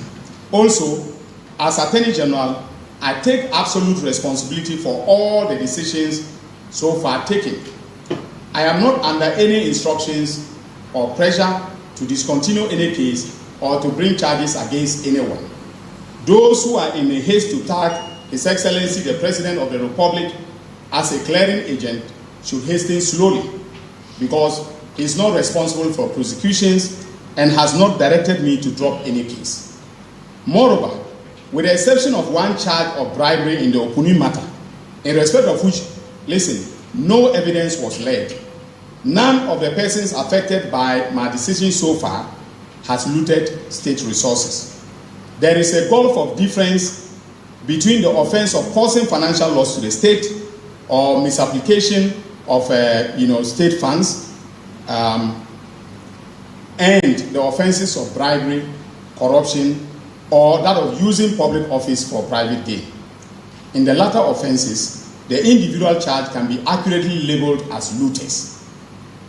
In the former, it will be thoroughly unfair and actually defamatory to label the accused persons who have, as people who have looted state resources. So I thank you very much. These are the reasons for my decisions, and I will now take questions if there are any. Thank you.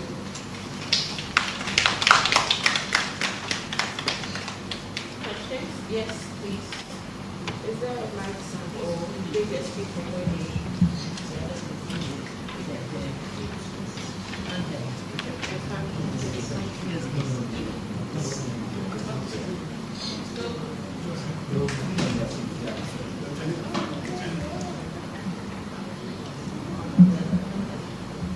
Please, your name and the media house you're representing. Okay. Thank you very much. My name is Ofori-Atta. I work with Media Journal, TV3, 3FM, Odia FM, Odia TV. First off, I want to find out if this, what we are seeing now with you giving reasons for the decisions taken, is a standard that would continue in subsequent decisions of discontinuing cases, if you are going to discontinue any more cases from today. And then also, these persons who are affected by these cases that you have discontinued, have any of them sought compensation from the state because of what, according to you, they have been subjected to, which you say is unfair? And then also, from the reasons that you gave, especially with reference to the Atoforcing and the banking sector cleanup case, you referenced the unprofessional conduct of the former Attorney General. Are you minded or going to consider taking any action whatsoever against him if that's the position that you take, because of the description that you give to some of the decisions that he took? And maybe finally, you give very detailed reasoning for the decision to discontinue the case against Dr. Siama. With the UMB, clearly, as indicated, 300 million has been paid, 150 million outstanding, and there are already measures to have UMB, that money, unlocked with CBG. But in the UT Bank case that he was involved in as well, what reasons did you have in discontinuing that charge against him? Thank you. Please don't follow Alfred's example. Try to stick to the whites as much as possible. Yes. Senior, my name is Hansen Maduman. I work with City FM Channel 1 TV. On the first reason, which has to do with the ethics, and because you were lawyer for some of the accused persons, even though you did not represent them in court. I want to find out, would that be the posture going forward for all cases that your firm may have represented that the Attorney General's office is prosecuting? And because as a lawyer, you would definitely have to have faith in the case that your juniors will take before you allow them to do so, or yourself will do so, meaning that those cases you're going to discontinue same. And then for the second and third reasons, for some of the cases, people think that there are genuine reasons why the state should go against some people. For instance, for the Saglemi housing case, apart from the fact that the facts as the Attorney General's department made known that the houses were less than the number that was initially contracted for, and more money has actually been expended than what was agreed, the house or the housing project itself has stalled, and Ghanaians will want somebody to take the fall for that. Should we take it that this is the end, or you're reviewing your books to see if you can get some better evidence and even get some other people to prosecute? Thank you. Thank you. Take another one, then we take a response.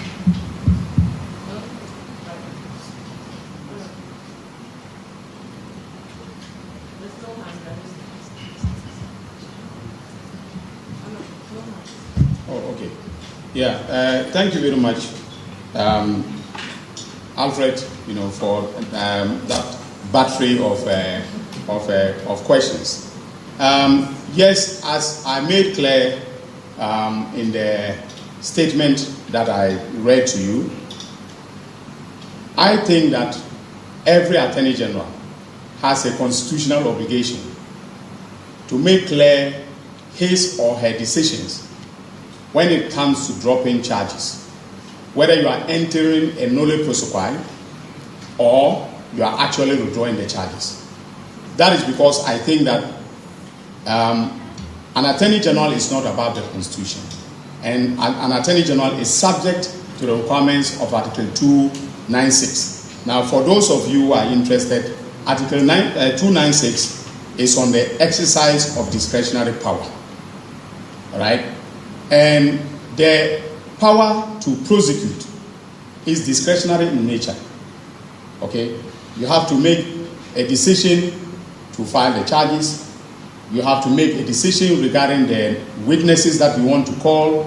You have to make a decision, regarding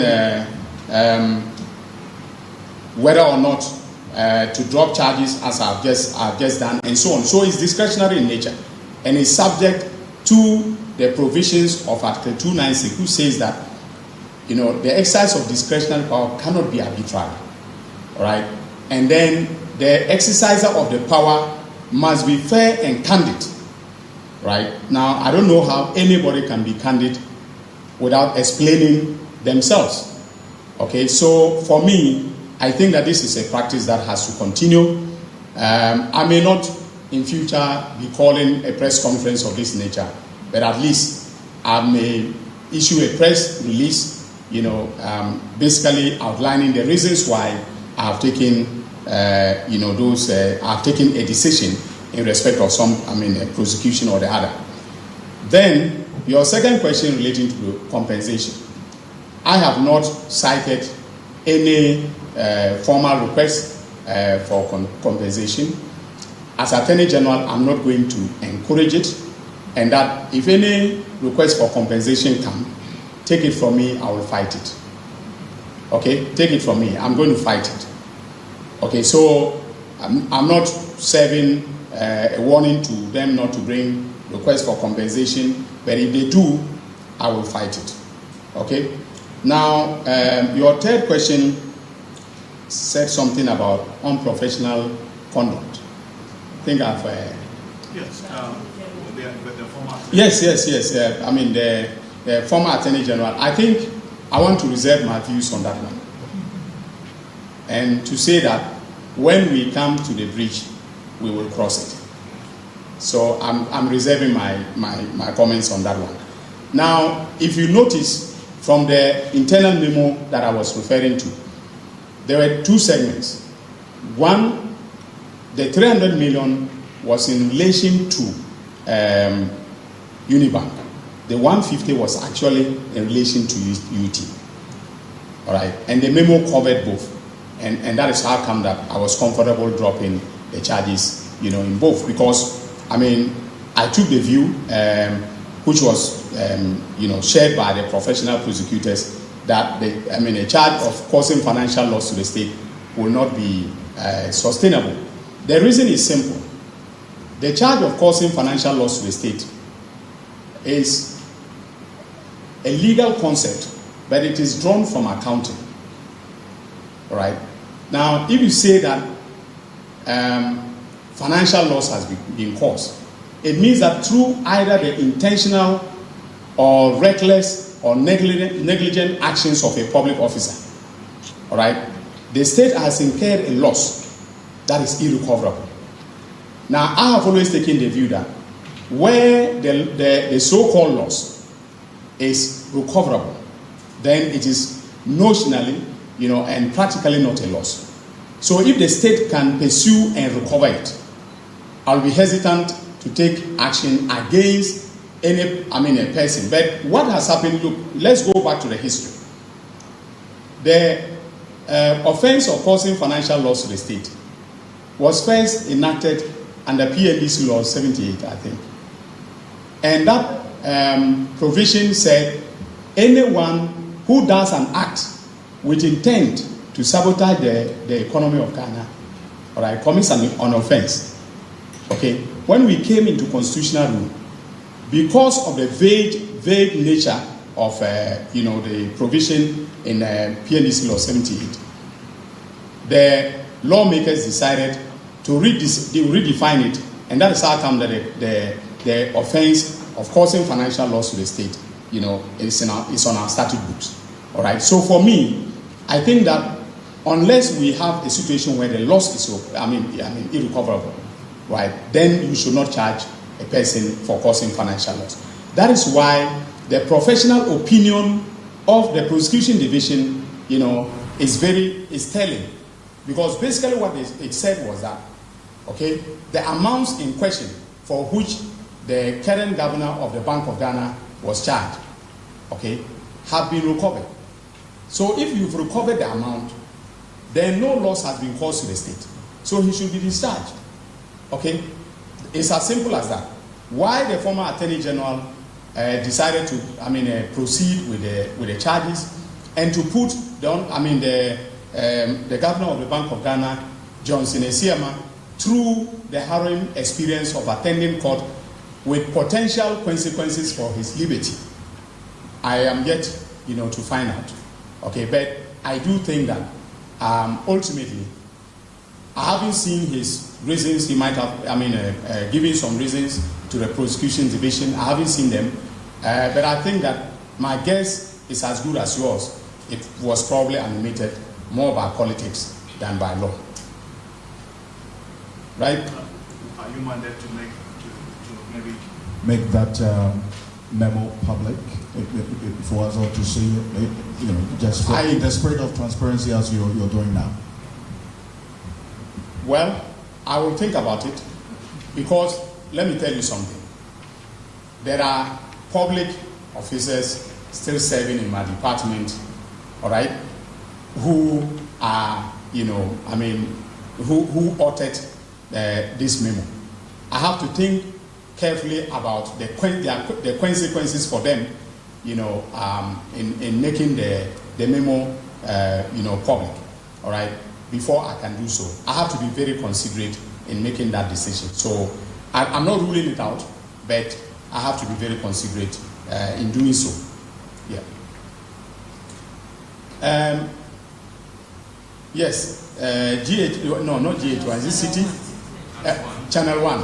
Yes, you asked about whether this is going to be my posture in all other cases. in which my firm, is involved? The answer is no. The answer is no. That is because in some of the criminal cases, and I don't think my firm has taken any cases that are as high profile as this, right? But if they are defending a murderer,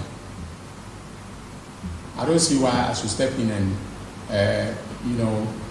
say I'm entering a nolle prosequi. Okay? Now, I would be very concerned if the state interest, the state interest in the matter, the state interest in the matter, has consequences. One, for the finances of the state or property of the state. I'll be concerned if it has consequences for the constitutional democracy that we operate. All right. But of course, I will be very careful with my juniors in chambers, taking every case and trying to bring it, to my attention. So this won't be the posture, because I will be very ethical, and of course, if there are situations of conflict of interest, I will recuse myself from decision making that may result in accusations of conflict of interest. Sagleme housing, very complex. Your question is, I think it's a very good question, because come to think of it, okay, for 8 years, that housing estate was left to the vagaries of the weather. All right. Despite the fact that the Honorable Collins Dauda and his colleagues were being prosecuted for various, offenses relating to the use of the funds that, were voted for the housing estate. The estate was left to the vagaries of the weather. The houses deteriorated. All right. They were vandalized, and so on and so forth. Okay, I think that at some point in time there has to be some accountability exacted. All right, but it was the manner in which this was done that gave me cause to say that I'm aborting prosecutions. All right, because take the case of Collins Dauda. At the time that Collins Dauda left office, okay, the expenditure on Sagleme was at 94 million. But he was being accused of misapplying 200 million. Now, some of you are lawyers or law students, others are just journalists, but just apply common sense. Why should somebody be charged for cost misapplying 200 million US dollars? When it is very clear that whilst he was in office, it was only 94 million that was spent. Okay, that is telling. Secondly, in 2017, the Honorable Atta, as I've mentioned, did exactly the same thing that Collins Dauda did as minister. At the request of the consultants, he signed certificates totaling 5 million United States of American dollars. All right. He was not charged for misapplying state funds. He was never even mentioned. It was in the course of the proceedings that it came up, and the judge was even shocked and asked rhetorically, "Are you bringing 2017 matters, to this case?" Okay. So my decision was based upon the charges as framed. Okay. But it doesn't mean that I've abandoned the quest for accountability in the Sagleme matter. So I may come back to it as far as the quest for accountability is concerned. Are there any other questions? We'll just say two more and then we'll wrap up. Two more questions. Thank you very much. My name is Mutala Inusa. I work with EIB Network, GH1 TV, and Star FM. With respect to the cases that you have filed in nolle prosequi and those that you have filed withdrawals, for the people out there, for those who are following the case, those who are in court will really understand that the AG has a discretion, like you have mentioned, and the AG also make the point that going ahead with the cases, the point is that the state is going to waste resources and all of that. In the minds of the ordinary Ghanaians, once the AG do not have a case, and those cases were not initiated by your administration, would it not be expedient enough to allow the court processes to continue? At the end, the court will acquit and discharge them if there are no cases. Again, with respect to some of the things that you have spoken about, the Sagleme affordable housing case, one thing is curious. You've mentioned Honorable Atta that he's done certain things by issuing payment of certain amount of that. So Honorable Collins Dauda cannot be held responsible for misapplying 200 million Ghana cedis. This is the case that you file a nolle prosequi, meaning that in future it could be revisited. Is it the point that you are looking at reviewing the cases again, and at some point in time we will see Atta and possibly Collins Dauda back in court? And my last one, I want to find out what is the latest with James Chachekwesi, because one of the cases that you mentioned in one of your earlier interviews, and of course the case regarding Oliver Barker Fomawo, the treason felony one, also pending at the court. And of course you didn't say anything about the Democracy Hub cases that you also filed a nolle prosequi in respect of. Last question, please. I think that was the last question. Okay, all right. Yeah, thank you very much, Mutala, for the questions. Now, I have given you reasons why any prosecutor who takes the ethics of his profession seriously, okay, should not continue to prosecute a matter when he has come to the conclusion that the facts and the evidence do not support it. Okay, I cited Rule 40, Sub-Rule 2, Clause A of the legal profession, professional etiquette and conduct rules. I am bound by those rules, despite the fact that I am the Attorney General of the Republic. I am first of all a lawyer before being the Attorney General. If I were not a lawyer, I would not be appointed Attorney General. So I'm bound by those rules. And so if I have assessed a matter and come to the conclusion that factually and in terms of the evidence, that matter, I should not continue to prosecute the matter. All right, I will be in violation of the rules of the profession if I continued, in that direction. So that is my basic reason. All right, I cannot violate the rules just because I want the public to feel that, okay, they were tried and acquitted. Okay.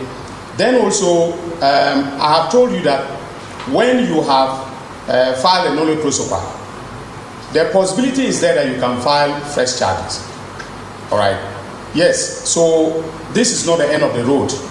We will look carefully at the actions of each of the individuals that were involved in making decisions about Sagleme. All right. And then make sure that if we are going to exact accountability, we have a factual and evidentiary basis for exacting accountability. Now, come to think of it, when consultants have gone to the field and made an assessment, they've examined the built environment and issued a certificate saying that work has been done commensurate with the value of the certificate, with a memo to Mr. Minister. Now, tell me if it is your view that the minister must leave his desk, go to the field, go and make sure that what they have said is true, even where the minister is not an architect, he's not an expert, He's not a quantity surveyor. You expect that he should go to the field and go and make that determination before coming to say, please pay this certificate. I leave that to, you to think about. So when I am reviewing Sagleme, I will take account of all these factors before coming to a conclusion that someone has been engaged in wrongdoing. Okay? And it is going to be a painstaking exercise. I want to assure Ghanaians that I am not the type of Attorney General who will file a case and go back and look for evidence after I have filed. That has happened several times in this republic. And that was displayed very publicly when you heard the Japa Gate, matter. Okay, when the former Attorney General was basically coaching the witness and telling him what to say in court. That is where you file a case and then you go back, you take a step backward to go and look, for evidence. I will not do that. And that is why I want to assure those who are saying that has been a delay in prosecuting people. All right? We are going to be diligent in our investigations. And that may take time. Exacting accountability is not a political exercise. It's not just a political exercise. It also involves legal technical matters that must be carefully considered by a team of investigators, prosecutors, and finally the Attorney General. Regarding Democracy Hub, and the rest of them, I thought that your interest was in knowing why the public office holders were left off the hook. I have discontinued the charges. I've dropped the charges against the public office holders. As far as Democracy Hub is concerned, I took the view and I expressed it. I don't know whether Alfred remembers, but I expressed it on your network that the prosecution was totally unwarranted and that it had the potential of violating the rights of the citizens to express themselves in the form of demonstrations. I have taken that legal professional view. So I didn't see any reason why I should now come back. Very much like the cases in which I have said that because of my strong professional and ethical views about them, I did not see the reason why just because I have changed position now I'm the Attorney General, I should continue to prosecute anybody who was involved in those cases. In the case of Democracy Hub, I was not involved professionally, but I took the view that it was a violation of their right to freedom of expression. So those of you look at Article 33 of the Constitution is on the enforcement of fundamental human rights. The exceptions are very, very clear, and you must demonstrate one of those exceptions in order to say that a person cannot. That is 33 clause 5 of the Constitution. You must demonstrate with evidence that a person is not entitled to the exercise of his fundamental right. And I don't think that happened in the Democracy Hub, cases. So I discontinued them. And rightly so. Yes. Which one? Oh, Jachi Kwesin. Okay. So in the case of Jachi Kwesin, as I noted, I did not take these decisions without consulting the defense lawyers in all the cases. I consulted the defense lawyers. All right. The reason for the consultation was so that I am not seen as acting in an arbitrary manner. Okay. So I decided to consult all the defense lawyers. And of course, the lawyer for Jachi Kwesin is the venerable, senior, and respected Tachum Chikata. So I had not once, but 2 long sessions of discussions with him.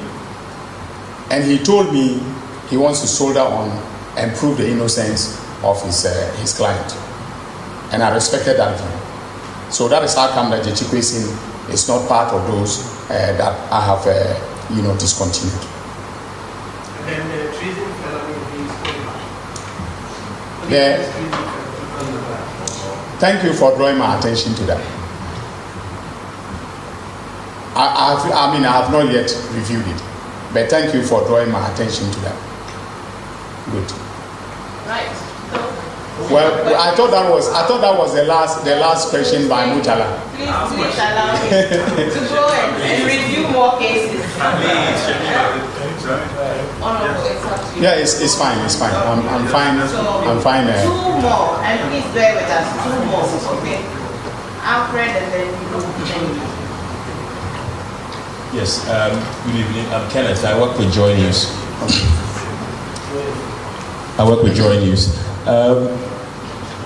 My questions, the first one is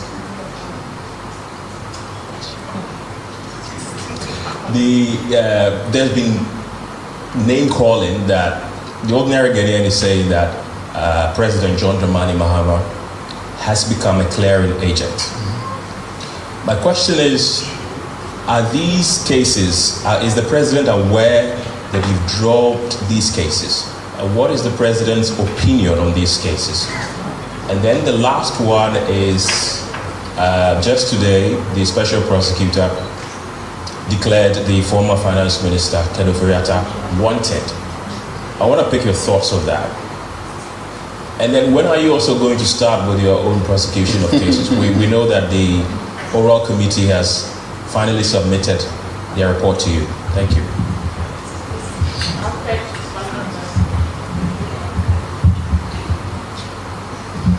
Thank you very much. And in the spirit of the discontinuation of the case, I want to find out if you are going to review the case of Gregory Afoko. That is one that has come up for mention after these decisions that you took recently. And then also the killings in the 2020 elections. When are you going to also pay attention to that? Because the president has directed the IGP to investigate and put together a report. Any update on that, please? Thank you. Okay. Yeah. Thank you very much.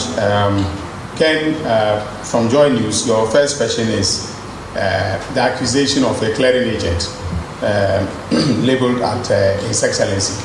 Now, if you all recall, the former president, the title clearing agent was used to refer to the former president, that is His Excellency Nana Addo Dankwa Akufo-Addo. When the term was used, it was rightly used because Nana Addo Dankwa, His Excellency, was directly involved in most of the time, issuing statements, writing letters. I saw the love letter to Cecilia Dapa stating that he is very confident that he will be innocent. He will be declared innocent. All right. So that is how Ghanaians labeled him the clearing agent. His Excellency John Dramani Mahama cannot be labeled a clearing agent because, as I've said in my statement, all right, he has not been involved in any decision. I have not briefed him on any of these decisions. All right, I will at the appropriate time maybe do a cabinet memo, all right, so that His Excellency and my cabinet colleagues will be formally informed of the decisions that I have taken. All right, until then, His Excellency remains innocent and stands far away from the decisions that I've taken. And I have told you that I am, taking absolute responsibility for all the decisions. Okay, as the Attorney General, it is my responsibility. If there's any fault in the decisions I've taken, I will take I am taking responsibility, today, and I'll take responsibility in the future. Regarding the OSP, recall that the OSP law seeks to make the OSP independent of the Attorney General. Now, even though I disagree entirely with it, not because I am now Attorney General and I want powers over the OSP, but if you go back to the Parliamentary Hansa, when the law was being enacted, I was one of those who argued strongly that power rightly belongs to the Attorney General under the Constitution. When I was making those arguments, the Honorable Gloria Ekufu was the Attorney General, right? I wasn't the Attorney General, and I had not dreamt of becoming Attorney General. So I wasn't trying to arrogate to myself any powers then, okay?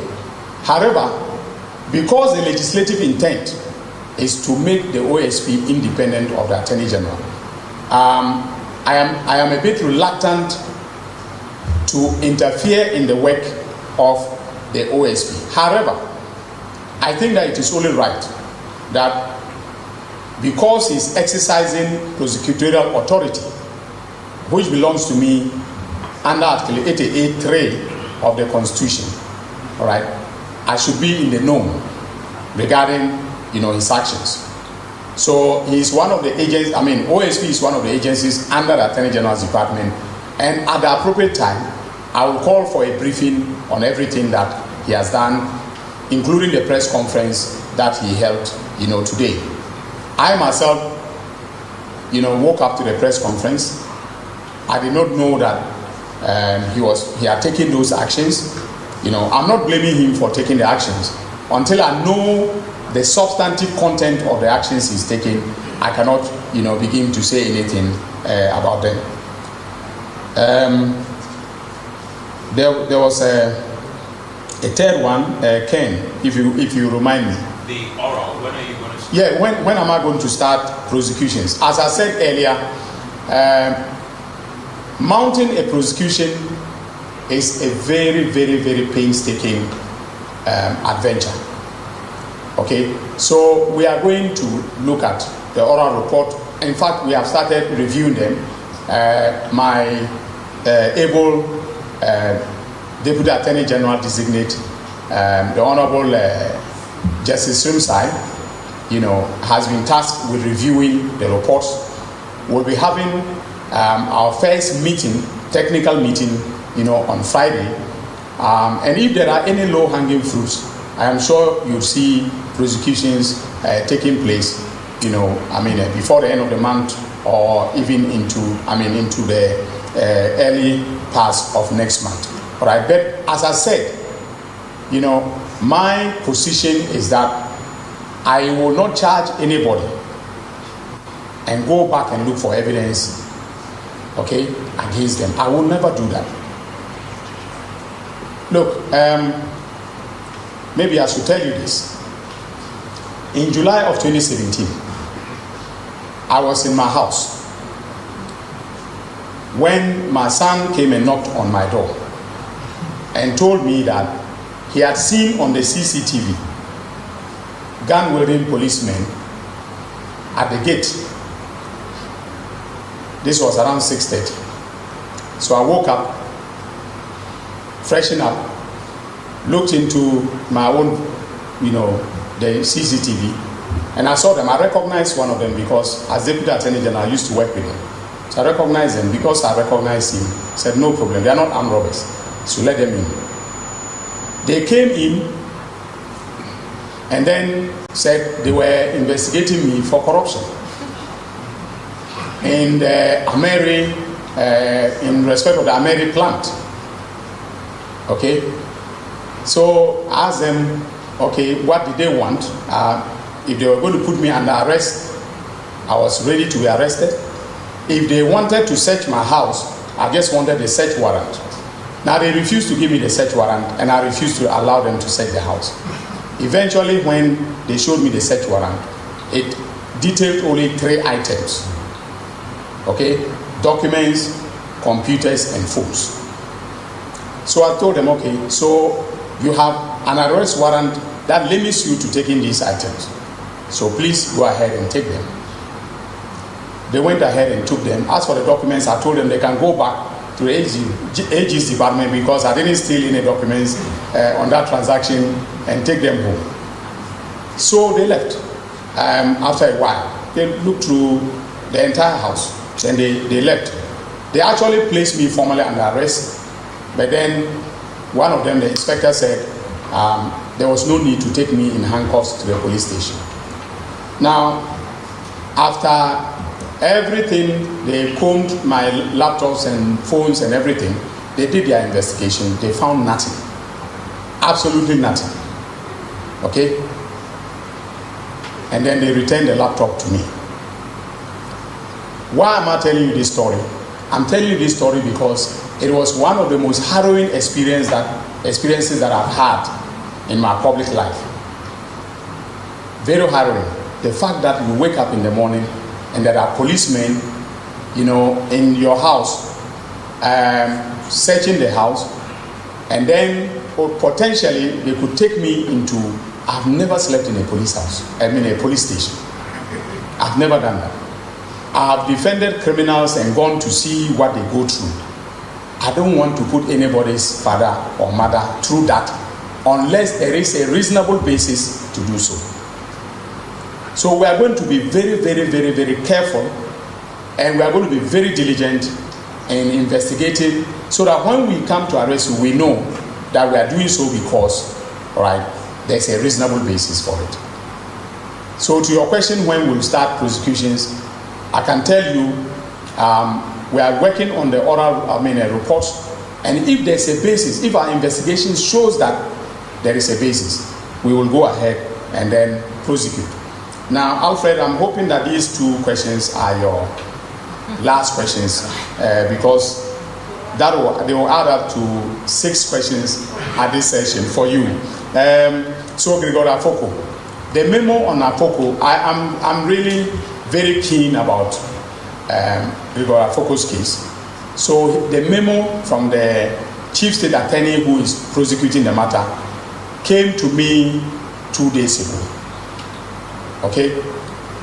As I said, I don't want any of my decisions to be arbitrary without any reasonable basis. So if in terms of due process, internally, I ask those who are handling the matters, to write memos to me, briefing me generally. If I review the memo and I have questions to ask, I either call them to my office or I minute and say, can you explain A, B, and C in a supplementary memo to me? Okay? Then when they do that, and I'm convinced, I will take a decision one way or the other. So I have a memo on Gregory Afoko. Okay? I know he has suffered enough. He has suffered a lot. All right? I will take a decision on him, but I'll do so on the basis, of reasoned, on the basis of the fact that I have reasons for it. Now, the 2020 killings, as you have said, the IGP is investigating. I'm sure a docket will be built, and when that docket is built and brought to my office, we will take the necessary action to be able to bring justice to the families of those who were killed in the election. So I want to thank all of you for coming. Thank you for your brilliant questions. I'm sure the citizens will now be asking you more questions, when you go out there to report what you have witnessed today. So have a good evening and God bless you all.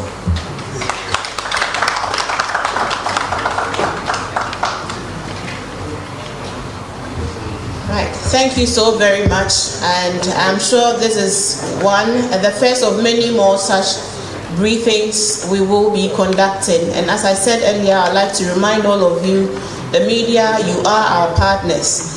And it is our expectations that we'll all be on the side of Ghana. And that means at all times, let's be guided by the correct representation of the facts as we hear them, so that we will engender trust among ourselves and we will truly present the right and the correct picture to the good people of Ghana. So once again, we thank you for your very kind attention, and we will see you again at another press briefing. Bye for now. Do enjoy the rest of your evening. Thank you very much.